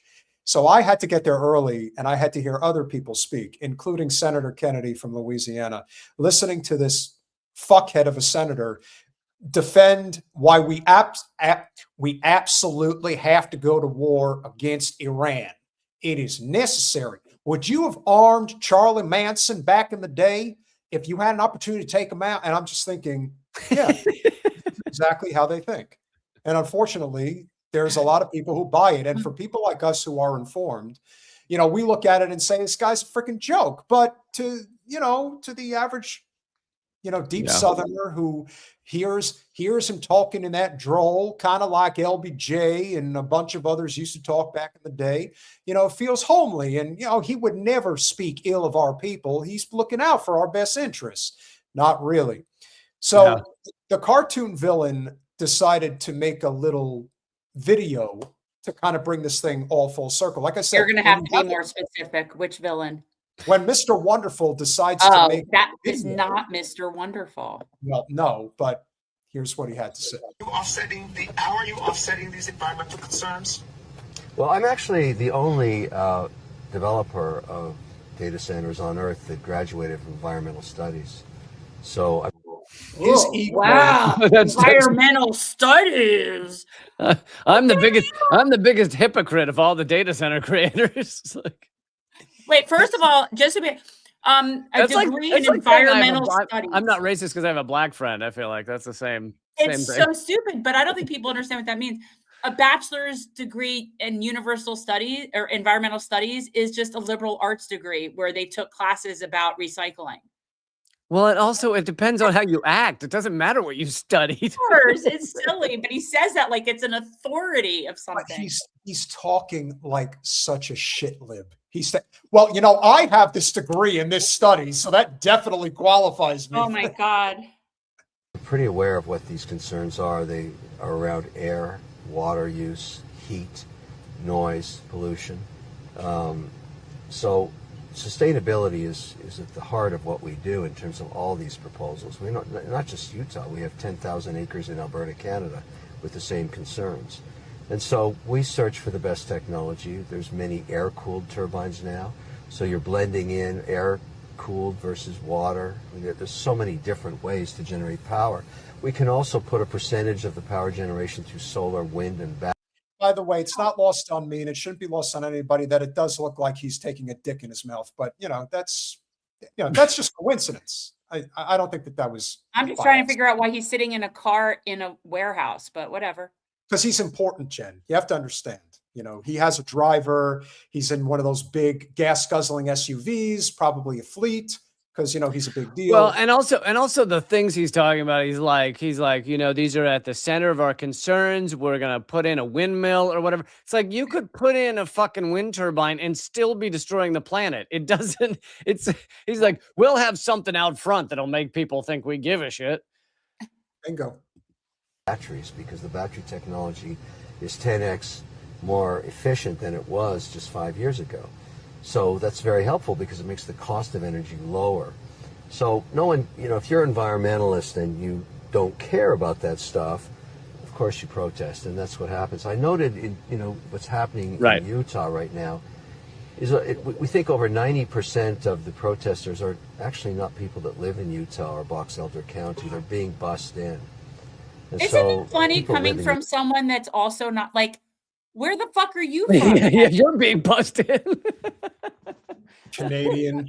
Kick all the Canadians out. He's been bussed in to destroy large swaths of America. Like crazy. Utah aren't stupid. they see this happening and they realize, why am I letting people who don't even live in my state make decisions for me? And I don't think it's going to work out for them.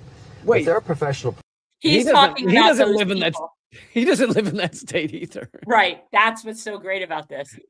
He'd have no reason to go. I don't know where he lives, but he's from Canada, and I don't think I ever heard of him living in Utah. No, I don't think he has any connection to Utah. I think he just called around for people. I think Miami. I think he has a place in Miami. Yeah, and he lives in Manhattan. I'm pretty sure that's but the other thing is him and his fellow ruling psychopaths, they look for an area of the country that's willing to have something that large, which there are not that many But yeah, I mean, Yeah. relatively speaking, it's not like you could slam this in like New York City or something. So they look for that, and then they look for low population because it's like, oh, so your city council only has 12 voters. I bet we can bribe, those pretty easily. Like that's the easiest thing to buy. Yeah. And in this case, it was only 3. That's it. The whole commission's 3 people with Boyd Bingham at the head of the table. Protesters that are paid by somebody, I don't know who. And of course, they use AI to generate this is what's kind of funny about it. If you look at the social media around the Utah proposal, much of it's AI generated, which I think is kind of hypocritical. Mm-hmm. Yeah. I think the more he talks, the more people are going to just reject all of this because that's what's going to Good. happen. You know, Good. this is what happens in other parts of the world. And again, it's the one thing about being American. Americans are way too comfortable, even if they're living in poverty. There's way too many that are just lethargic and not really willing to fight because of being. He's half Lebanese and half Irish for anybody. That's just the deal. And 100% full of shit. Oh, again, it goes to show you that assholishness comes in all ethnicities and backgrounds. I mean, really, it's pretty fluid that way. Yeah, no, it's like 1 out of every 100 people are sociopaths or psychopaths, and those are the ones that get to the position he's in, which is you have billions and billions of dollars, and you still think you need more, and you're willing to destroy human beings and animals and planet and everything else to get there, and it doesn't really matter where you're from in many respects. It's like that 1 out of 100 is going to be willing to do the shit he does, and some are get lucky enough to make the billions that gives them the power to destroy more of the world. On the international side, we obviously know what the unifying issue is, and that is the issue of Israel. It is becoming more and more obvious that what we attempt to do is prevent them from taking over our country or trying to take it back from them, but that's not going to stop them from going to other parts of the world and destroying those parts. And Jen, you have a pretty soft spot for Costa Rica, apparently. I have I love me Costa Rica. Have you ever been, Lee, to Costa Rica? No, I have not. Oh my God, it's so good there. If I didn't have kids, I would have been living there a long time ago. It's just beautiful, and it's Pura Vida, and the food is good. The people are friendly. It's totally laid back. They protect their environment. It's a really good place. It's just they don't have a military. You sold me. I'm moving now. So I mean, it makes sense to me why people like it there. Like it's just here. If you were to discover, let's say, a little, group of monkeys, the next thing you know, they'd be sold, exploited, trained, put in circuses, whatever. If you come across a little tribe of monkeys in Costa Rica, they'll build like a 10-mile perimeter around the monkeys and not let the people come in except for when the monkeys are all sleeping, and they can like that's the difference. It's a whole different mindset. I'm down with that. Yeah. But apparently Costa Rica is now being invaded by Zayos. Unfortunately. And it's very unfortunate. A tremendous honor for me to stand here today as the first president of the State of Israel to visit Panama. I want to thank you, my dear friend, President Molino, for the warm and gracious welcome to your beautiful country. We will never forget how Panama stood with the Jewish people at the dawn of our statehood, and we deeply appreciate Panama's friendship and support now, especially during these very challenging and complicated times. You mean like committing a genocide? Yes, I know. And just for context, the same trip he did go to Costa Rica. Because I know we're talking about Costa Rica, and then all of a sudden he comes on and be like Panama. But they're all the same to you, Jen. It's all the same. All Latin America. I didn't realize he was starting with this. We have a video from a local. You're gonna lead into that. Okay. That's why. Yeah. Israel has faced a multi-front war with Iran and its terror proxies. You mean the war that you started, or the genocide that you started? Tomato, it's all the same. Including Hamas, Hezbollah, and the Houthis. We did not seek this war, but we will defend our people. It is. We didn't seek the war we've been trying to make happen for 40 years. We don't even know how it happened. We've just been calling for it for Dude, who's We didn't ask for it. We're just sitting there minding our own business, doing our own thing, you know, and it just happened. Honestly, I can't tell the difference between Mike Johnson and Herzog. I really can't. It is a good. I could see that. I could see it. Yeah. Yeah, they're basically the same person. It's not our struggle alone. Iran's terror regime and its proxies reach far beyond the Middle East. Right here on Panama's soil, Hezbollah murdered 20 innocent civilians. Okay, how much you want to bet that that is a completely bullshit story that never course. happened? It's just Of course. What the? Why would Also- Hezbollah have also, any like, they- interest in Panama? Also, like, they care about 20 civilians. They've killed hundreds of thousands in Gaza.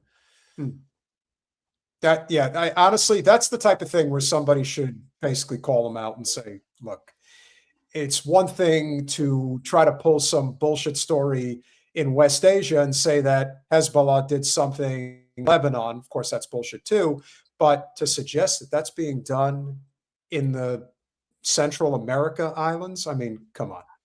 That's a big reach there, buddy. What are you In a talking horrific about? Well, There's the no- connected.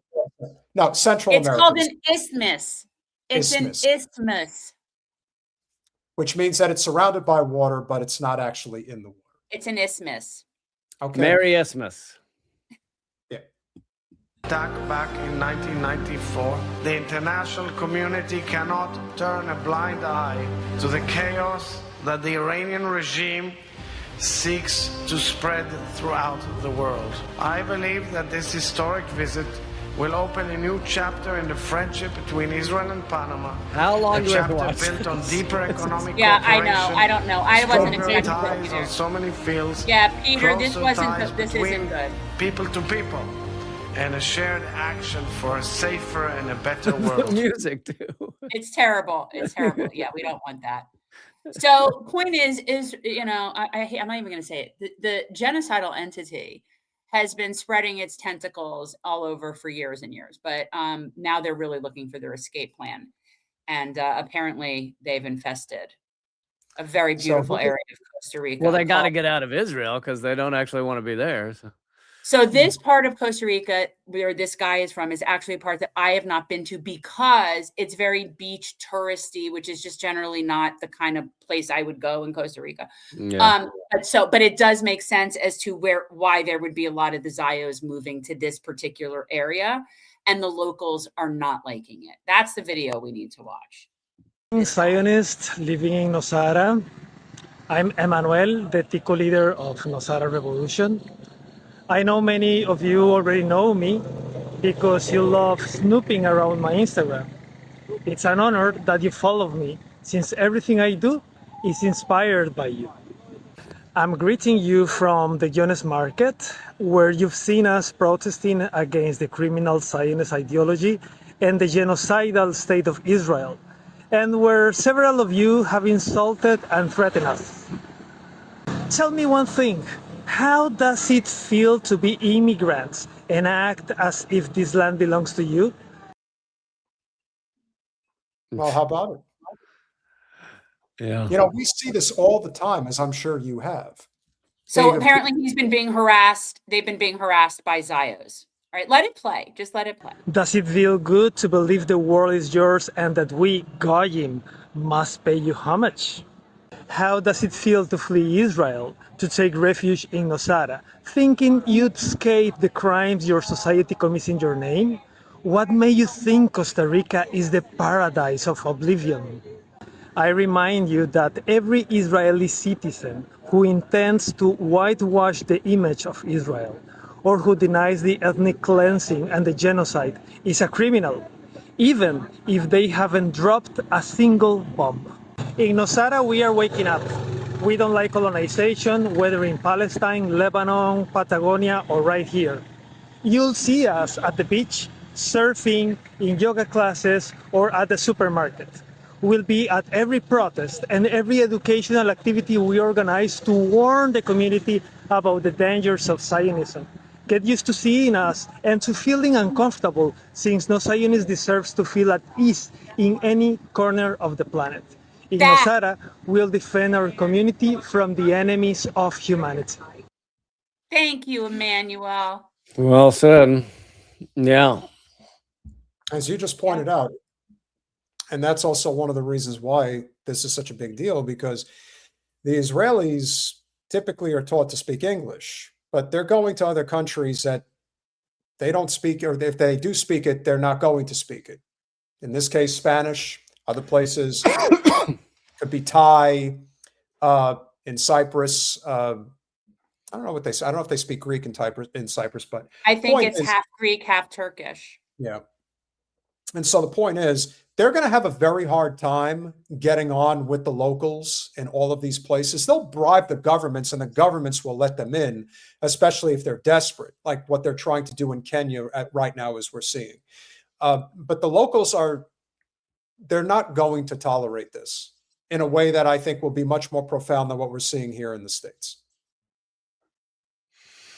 Yeah, I mean, you want to say, look, I don't think everybody within a country is responsible for the country's actions, and that goes for Israel as well. But there is a difference with Israel. For one, almost all of them serve in the military, so in that way, they're all part of the military that's committing genocide, or used to be, meaning used to be part of it. It's currently committing genocide. Another is that polls show that 82 to 85% of Israelis believe that the ethnic cleansing should be completed in Gaza. So the numbers are crazy as to how many Israelis support ethnic cleansing. So it is a little different than your average, don't believe everybody in a country represents their government. With them, you need to err on the side of caution. Statistically speaking, you're likely, if you meet an Israeli out in the wild, okay? Out in the wild. Seriously. With the tribe of monkeys. You've got an 82, 83% chance that it's a psychopath. Those are not good odds, right? Like when you have odds like that, yeah, you're going to avoid the entire species. We're not going to invite. It's just, we're not going to do that.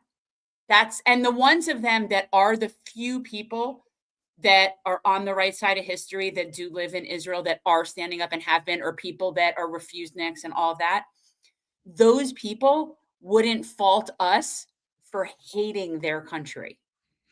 That's the thing. Like, you know what I mean? Like the people that hate empire, I get that. I understand that. Yeah.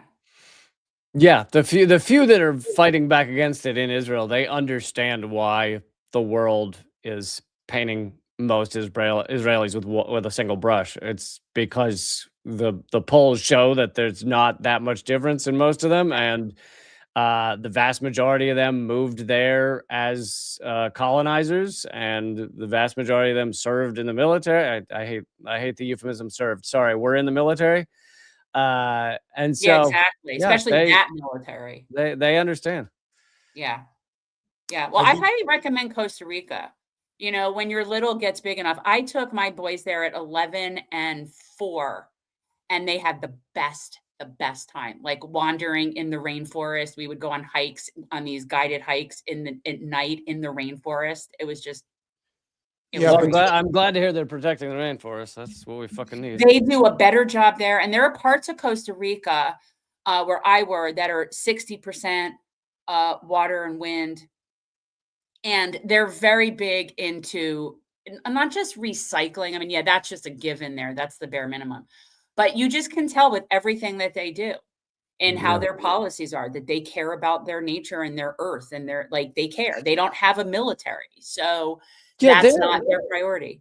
It's a fascinating thing. There are other cultures where people are kind of raised to value the natural world. I don't really understand how it works. It's like they think that we need water and plants and things to survive. I don't get it. I grew up here. I don't get it, but I know there's other ways of living. And there are. Yeah. There's people, and look, there were people here. There still are people here. We just don't like those people. We've killed most of them. But there were people here doing that.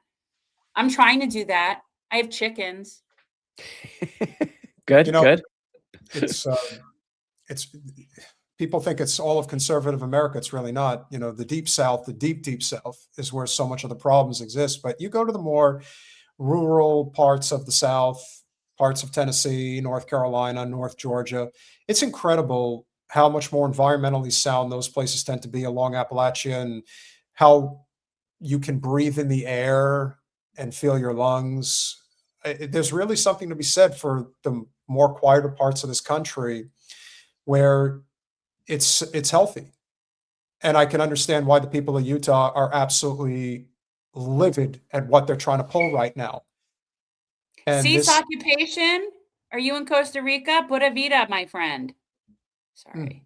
Do we have a Costa Rican watching this? That makes me so happy. Hey, we have people all over the world watching our Well, channel. I know, but it's just random. It's not like we're often talking about Costa Rica. You know what I mean? No. It's not like Iran. It's not common in the And news. remember, you said you take them to Costa Rica, but you didn't take them to the private island with the dinosaurs. You know, you didn't mention if you were actually able to. That's true. See the T-Rex and the raptors and all that stuff.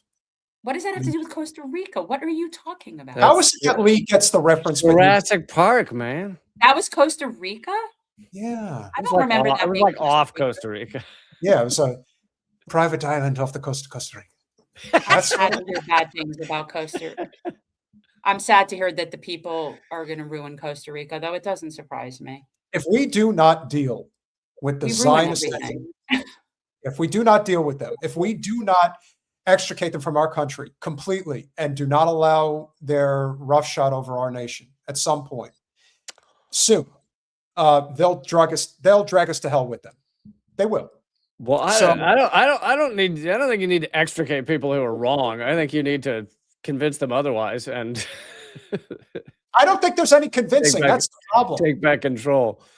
I just don't think it depends on which people. Some people are too far gone. Some people are too far gone. I actually think that the Israelis, that they should get sent to Epstein's Island, and they should just give them that. You mean Southeast Florida?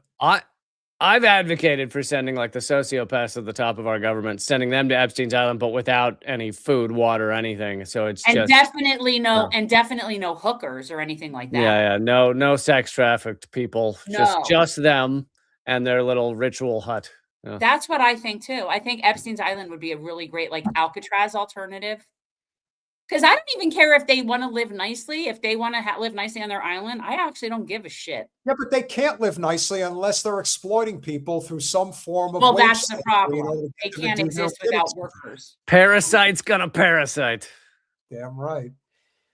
We really appreciate you coming on as always, my friend. Final thoughts before you go. Obviously, all your stuff is in the description. I mean, all of Lee's info for everybody is in our description. Mm-hmm. Yeah, thanks again for having me. I still have live streams 3 days a week, and check them out at youtube.com/@unredacted tonight or Moment of Clarity, same channel. Reallycamp.substack.com, and I have live comedy shows. I don't get to perform much live anymore, but I have live shows coming up in LA and New York City. LA is actually next week, so that's at leecamp.com/schedule. It's leecamp.com/schedule. Has all the details, everything. New York's in June, and I'd love for people to come out to those shows. Yeah, guys, go see Lee live and in person for sure.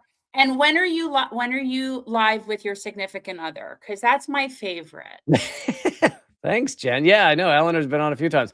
Well, we do a podcast called Common Censored, but that's also usually our Friday live streams. We'll be doing it tomorrow at youtube.com/moment of clarity. But yeah, it's also a podcast called Common Censored. Okay, like it. You guys are just so cute together. You just are. You're just cute together. Thank you. Thank you. Yeah, and yeah. Thanks you guys have such a good vibe. Honestly, at some point, seriously, I would be so when I'm getting everything all fixed up here, and we're gonna have like really lovely accommodations. But like you and her and your little coming out to my little farm and meeting chickens and stuff would be really cool. Where is this? Florida? No, I'm in Georgia. I moved to North Georgia. I didn't know you moved to Georgia. I'm in North Georgia. I'm in Marjorie Taylor Greene's old district. You might get Eleanor to Georgia. I don't think you get her to Florida. So. No, I'm close to Tennessee, actually. I'm like my closest city is Chattanooga. And I'm like in this rural farm valley. I have cows on all sides, and it's beautiful here. It really is. And everyone's in keffiyehs, right? Well, they don't know what it is, which is what I like. But they would say, "Oh, a lovely scarf." What a lovely scarf. I'll tell you Yep. what there isn't in North Georgia. There aren't any Zios there. Nope. There are not Zios, and there's not a lot of Jews. I mean, but as I always try and point out, there's more Christian Zionists in America than Jews in the world. So Most of the Zio does not mean Jew, Jen. No. But what I have found, and where I am, I'm learning a very big difference. So the Baptists, they don't seem to have a position on it. However, the evangelicals, that's the situation. That's where it starts to get like into that. So I am mostly surrounded by Baptists and Methodists, so it's okay. That was actually, of all the moments from Massie's interview with Tucker, when he started talking about Kufi, Christians United for Israel, which is Hagee's organization and one of the most powerful Christian Zionists, if not the most powerful Christian Zionist organization in the United States. The fact that he mentioned them is so significant because the focus is there's a lot of anti-Jewish sentiment, as you know, that's out there when it comes to dealing with this issue. But people forget just how substantial of the population that is part of the Zionist contingent is actually Christian Zionists. Yes, we know. So pretty big deal. But yes, the evangelicals is where it's at. That's the problem. But then again, if you've ever seen Kenneth Copeland's eyes, as Tony Montana once said, it's in the eyes, Chico. That's where it's at. Thank you so Thank much. you, guys. It was good to see you. Appreciate you, brother. Be well. If you enjoy these conversations, which we hope you do, because a lot of you stuck around this evening and we appreciate it, make sure you go over to patreon.com/revolutionary change for as little as $5 a month. You can become a paying member of our small but mighty, despite heavily suppressed yet still growing channel. We are on the precipice of passing 125,000 subscribers. We are at, I think, like... Still no plaque. 124,950 or something in that neighborhood. So if you haven't subscribed yet, please make sure that you do. But we have an extremely generous audience this evening. So let's give a big shout out to Neogs99 with the $20 contribution. Late HBD Pedro, thank you very much. For the record, you have my permission to call me Mario with your Italian accent. It's me, Mario. That's what I was thinking. Oh, So it's wait a great to- second. That's not our Mario Yeah, Chromium Lamar. Quasar. Yeah, Lamar Mario. Mario. Yeah. That is? Yeah. That's I Chromium? guess it changed its nice. Yeah, so I call him that. Yeah. People Hanger- change Hanger your, and the your Hanger. handles more than like I change clothes. Like, Yeah, geez, there you go. Louise. Nawal Najer, thank you so much for the $19.99. Can you please cover the 2 flotilla activists that were kidnapped in international waters by Israel?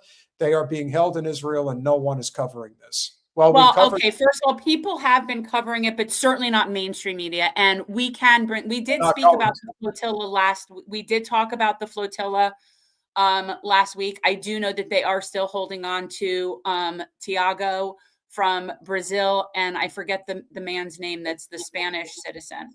But yes, we will address it again. Hopefully that will get resolved. But yes, we will.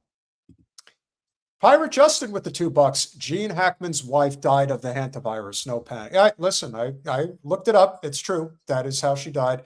And we know it's how she died because it's not like they just put it out there today and said, oh, by the way, the way she died, Hantavirus. No, it was actually a few months after she passed that they said that was the cause of death. So yeah, that's pretty, like I said, I definitely agree it's real. Now, how serious? That's another story. Libertarian Social Dem with the $1.99. Please get Rick Sanchez on his YouTube channel. Was bad. I'm not familiar with him, but we will be certainly happy to look into it. Rachel, Rick if you're here, Sanchez, isn't he like a mainstream media guy? I don't know. It doesn't ring a bell for me for some reason, but yeah, I'm happy to. Sanchez. Something sounds familiar about that. Happy to take a look at it. Josie Justice with the $5. Please don't cancel the Revolutionary Change cruise. Look how she has rats. Look how she's got rats on the cruise because she knows they're floating petri dishes. They're so gross. I'm not a cruiser. I am. No. You don't go cruising. No. Norio with the $10. Keep up the good job. Free Palestine, free the world from Zionism. We agree, 100%. Jim Talib with the $5 super sticker. Always a pleasure, my friend. Pirate Justin with the $2. Kenya was promised to them. I'm sorry. What? Why are you doing that? I'm sorry, I- because it freaks me out. And that's like that. If that's true, I'm freaking out, but okay. Who's Thiago? The Brazilian man from the flotilla. Oh, yeah. Well, that wouldn't surprise. Well, again, they're sick. They're fucking sick people. Pirate Justin with the $2. Kenya was promised to them 3,000 years ago. Yeah. By the way, Kenyans are a lot more. They look a lot more like the original peoples, more so than the. Yeah, I wonder why. Because the African peoples, I think of this, and yes, for me, it is definitely much more so women and than men, but they're closer to the center of the universe. The African people are genetically closer to the center of the human universe. That's just a fact. So I find like that to me is always something that speaks to me.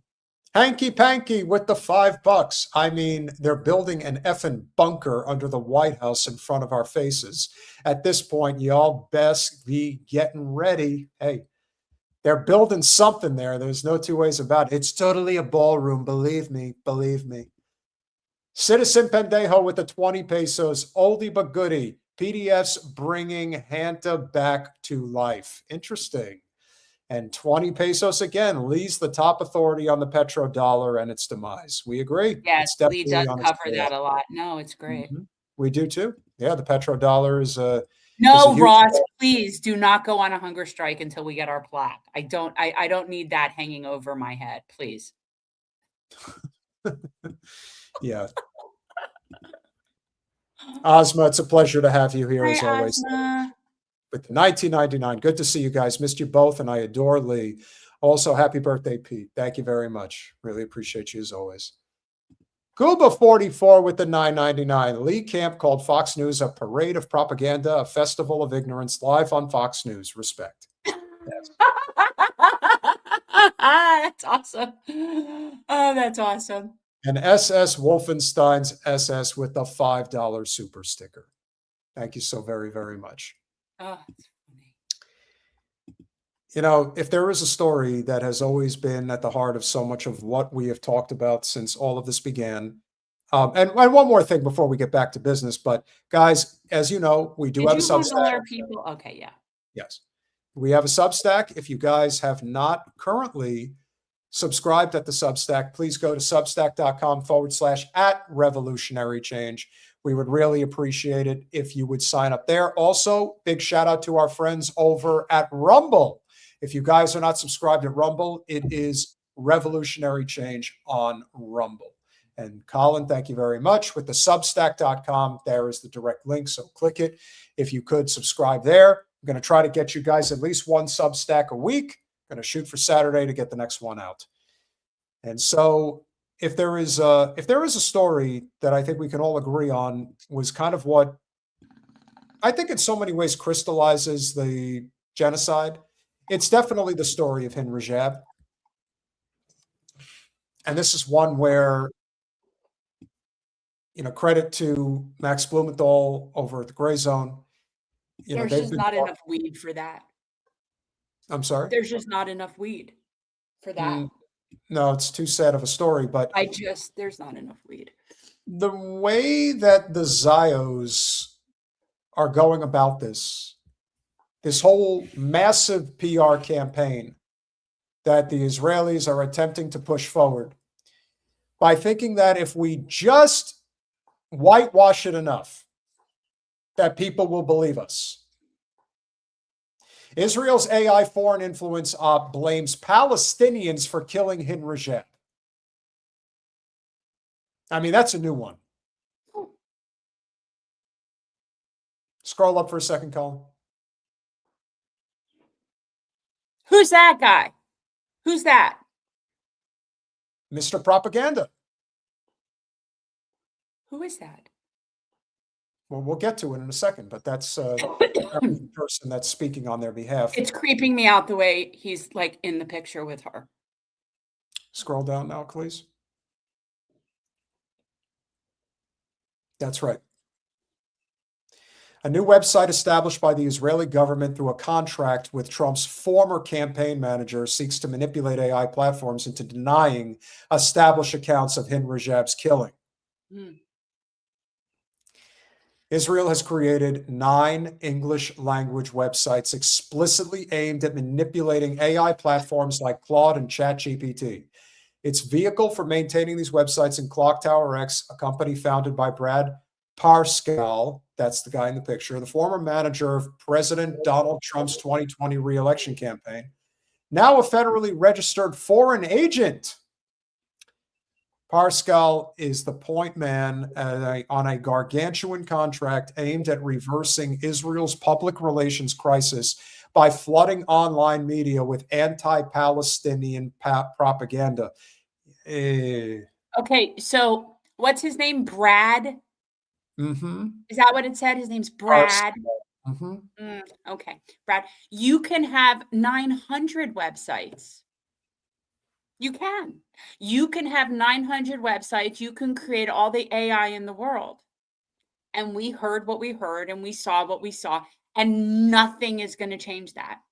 Nothing. So by all means, spin those wheels.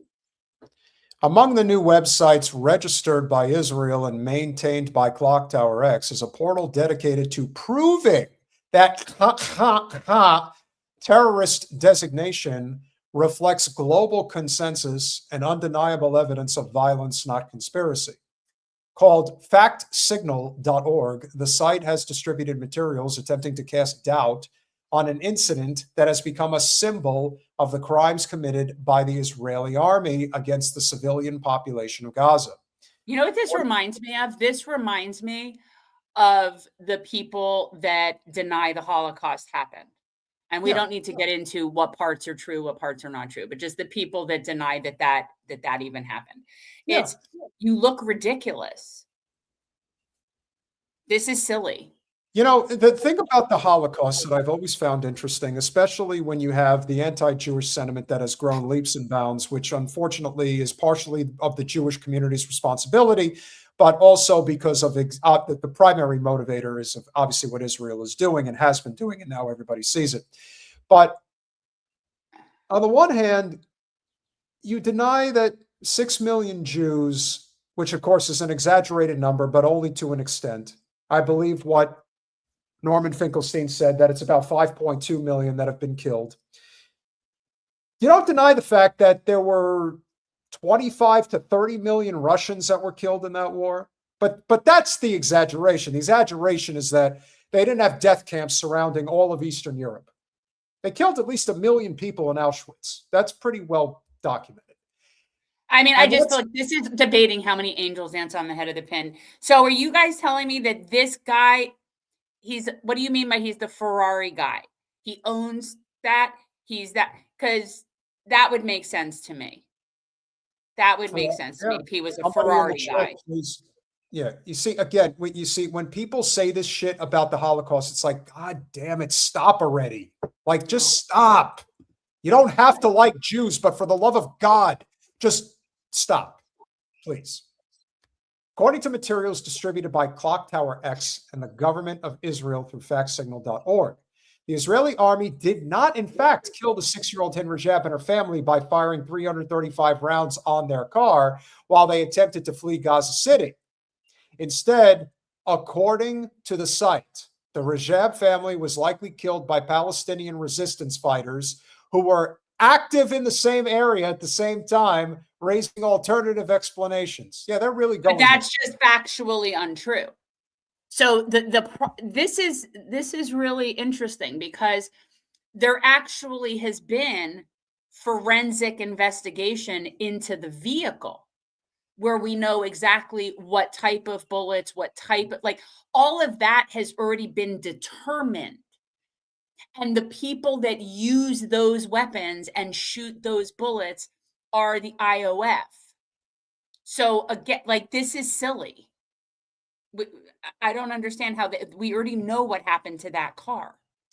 FactSignal.org offers an array of baseless theories to explain the killing of Rajab and her family, positing that vehicles could have been hit with crossfire, but Palestinian fighters operating in the area, or by mortar fire or small arms from Palestinian groups. It also speculates that the scene could have been altered after the fact. Yes, that's exactly what happened. In the midst of all that somebody gunfire, came along and put an additional 300 plus bullet holes in a car. And so what we're saying is that the Palestinians and Hamas, they heard that a little Palestinian girl was stuck in the car and crying for help. And then Hamas said, yeah, let's go shooting a lot in that area and start a real rebellion in that area because we know the IOF's everything. And that's what happened. No evidence is offered to prove any of the claims decimated by the Israeli foreign agent. However, Clock Tower appears to have little interest in clinically debunking the established account of Rajab's killing. Instead, it aims to inject confusion into AI platforms. This is why I don't use AI. When users seek info on the incident, prompting chatbots to produce alternative explanations or alternative facts alongside verified reporting. When the narrative doesn't match the evidence, this is what I'm talking about. So Max will have the receipts, but I know that car was investigated. So they could, Well, it shows you the level of desperation that they're at this point, that they feel that they have to do this, because the Hind Rajab story really strikes at the heart of this genocide. That beautiful young child that got shot to death while she was in the back of a car trapped with her dead family. And just, if you haven't listened, we've covered it. If you haven't listened to the last moments of her life on the audio recording, I just can't. And yet, this is when you know humanity is completely lost on the part of Israelis, because they approve of this. They admit that they murdered this child, and they want to manipulate online sources into convincing you that you didn't actually see what you saw. So they know what they're doing, fully aware, and they're doing it anyway because they have no humanity. Again, they can have as many websites as they want. This isn't 50 years ago. We all saw it. People have recordings of it. It's out there. We know what happened. We know who was sent there. We know who killed them. We know they coordinated with the IOF and they were told they could go through, and then they killed them anyway. We know all this. So I don't like, this is silly to me. This is just a small excerpt. The story of Hind Rajab became one of the most widely shared accounts of alleged civilian harm during the Gaza war. It spread rapidly across international media, social platforms, and even cultural productions, shaping public opinion far beyond the region. Many people accepted the story as fact without question. Yet a closer review of the available evidence raises serious concerns about whether the narrative presented to the world was accurate. The case shows how quickly a single, emotional, powerful story can take hold, even when key details remain unclear or contradictory. Now, I agree with all of that. That's true. That shit happens all the time. This isn't one of those cases, though. It just isn't. There's too much evidence. There's too much evidence. There are too many people involved, from the dispatchers on the line with her. This is recorded. It's recorded. Mm-hmm. Again, I don't understand how they can be disputing something where there's recorded evidence and forensic hard evidence. Like, I don't. This is silly. The other thing that you have to keep in mind, which I think is the biggest part of this story, is that why do you wait 2 years to do this? If anything, if it was such a disputable account of what really went down, even if it's all bullshit, you would think that they would have. Exactly. Yeah, it's the thing about the Hind Rajab story that's so significant is that it is the most clear-cut example of unequivocal proof that this is a genocide, that's what this is. She is the symbol of the genocide. And more than anybody else, they have to cut her up into 1,000 pieces. It's never going to work. No. It's never going to work. I will not get that baby's voice out of my head for the rest of my life. Like ever. Ever.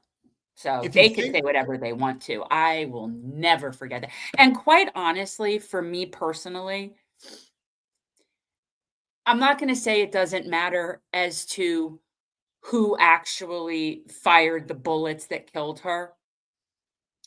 That entire situation is an example, again, of our failure as a species.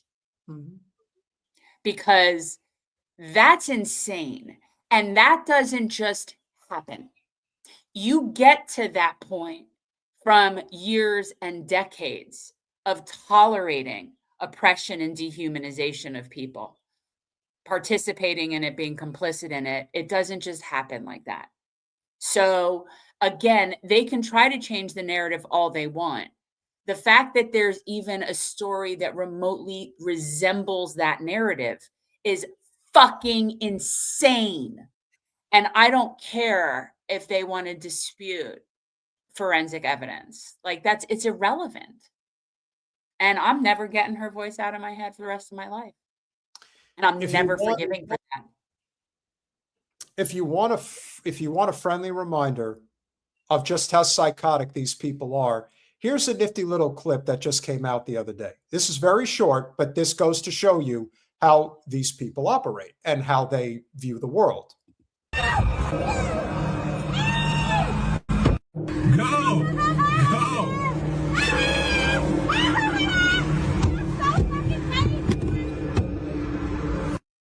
Watch this again.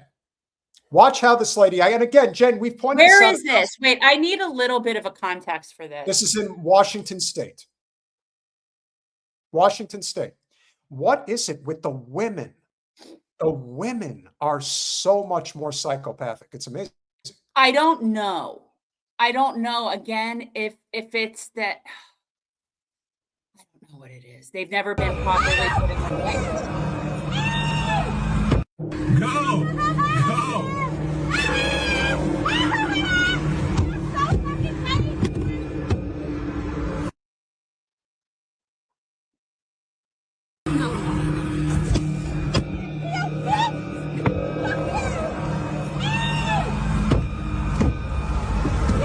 Like, how does this person not get arrested?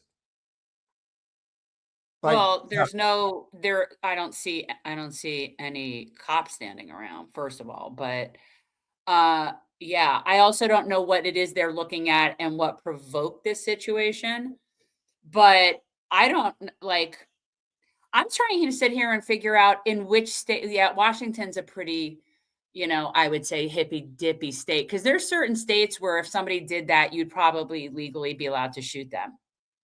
I'm just sitting here wondering why this person's sitting here filming this and not running these people over. But because they're in Washington, I guess it's just a very lenient thing. Because if this were in Texas, like that would go very differently. oh yeah. And it's Just it's saying. so, So that's fascinating to me that this guy's just filming these people hitting his car. There are states where you could get shot for that. And Washington cares. State's probably not one of them, but you know what exactly. is? Yeah. Idaho is, and even Oregon to an extent, especially Eastern Oregon. Yeah, that's not smart. But No, try that shit. Honestly, yeah, you try that shit in Miami. Try that shit. Try banging on someone's car, going up to for any reason. You don't know who you're dealing with. You go try bang on someone's car in Miami. See what happens to you. you don't even need to do that. If you've ever driven on I-95, especially I-95 South going into Miami, let me tell you something. They shoot on the highway. Oh, yes, Like, while moving. While moving. freaking in They'll shoot. motion. And they would think nothing of running someone over who was banging on their car. Oh my I'm just God. like, I mean, the entitlement of these people that's how you know they're Israeli or Zio, the level of entitlement. I don't think there's any other group of people on the planet more entitled than Israelis and Zio's adjacent people. And you've gotten to the point now where these incidents happen so often that the person was smart enough to turn on, whether it was a dash cam or his phone, to record her acting like that, because it's become such common practice. It's like, do you want another reminder of how crazy these people are? We see it all the time. So let's show people just how crazy the people who benefit from our government being conscripted to this genocidal nation, people like that. And you know what? The average American is really waking up to this, and they don't want any part of it. So when Hind Rajab is used as now a false flag situation on the part of Hasbara, they're not really good at this. You know, the one thing that we can be appreciative of is that they really are going through a speed run to the inevitable demise of their nation, which brings the conversation of the evening full circle. You're seeing so many of these people go to such lengths, such incredible lengths, to spend money on PR, spend money on various forms of Hasbara. It's not going to work. So you can waste all this money you want. Well, that's what I think. Larry Ellison, go buy all the media channels you want, censor the people all you want. It's not going to change the inevitable decline and outcome of empire and Ziohel. The die has been cast. Yes. It's been cast. Do you have room for one more, or do you want to call it a night? I just don't want to intrude into their time, and I know you don't care about that, but I do. Well, so it's a matter of staying. It's a matter of being like, you know, a schedule and being like, you know. Well, I'm asking you, do you, this will be 10, 12 minutes tops. Are you, which one are you talking about? I saw a clip from Anna Kasparian that I actually thought was very powerful. And no, you do it on Saturday. Okay, yeah. Colin, hold it for Saturday. So we want to thank you all, obviously. Several of you have obviously been very generous this evening, and thanks, David. Yeah, I'll see you Saturday, David. I know. Here's the thing, guys. And Peter doesn't really get this, because I really like my community over on Punch Up Pod, and it's one of the places where I go and get to be a fly on the wall and hang out in community with people that are as enraged as I am. So I like it, and it's part of my routine, and they go live now. And I like to kind of, and I like to share, you know, I like to be there. The clip in question is one about Anna Kasparian being called a cockroach by Emily Austin. What? And yeah. And Emily Austin, who, again, we've talked about this. I met Emily in Philadelphia. And this is a person who clearly works for Mossad. Clearly. It couldn't be more obvious. All right. Well, Anna does not need any help. She can defend herself just fine. But I'm sure whatever this bitch said, she needs to be taken down. Well, here's the thing. It wasn't just that she called Anna a cockroach. She called Anna a cockroach from the red carpet at the Met Gala that she was attending. These things are just too easy. I'm sure that Anna was broken up about it. Yeah, no. So she could take care of herself just fine. I let me tell you, things that I have not liked that she said, but I have respect for Anna. She's got receipts, and she calls people out. She knows what she's saying. So, Colin, hold that for Saturday. I will call because I won't talk about it, because Emily Austin really. Yeah, I don't want to talk about that bitch. Yeah, but I'll get to that. It's a very good statement from Anna. And let me tell you, the one thing about Anna Kasparian, like Jen, Anna cannot talk about Hind Rajab without crying. Because who talks about that without crying? Like, when you're a mother, you're a mother. And she's not a mother. Oh, I don't know. She's just a person. Yeah, no, Anna Kasparian doesn't have kids. But that's, again, doesn't connect. Look, that is one of the worst things that a lot of us have ever heard in our whole fucking lives. Birth in person. What? Again, like I said, that's why I don't deal with the loony aspects of politics. You have to remember are pushed to the forefront because they have nothing to do with bettering your lives. It is all a distraction from the broken capitalist system. That's it. That's all it is. With that being said, smash that like button, share, subscribe, do all those things we ask you to do. We love you all. We appreciate you all. And we will never forget you, Hind Rajab, and free Palestine. Free Palestine. Good night, guys. See you on Monday, guys. See you Saturday.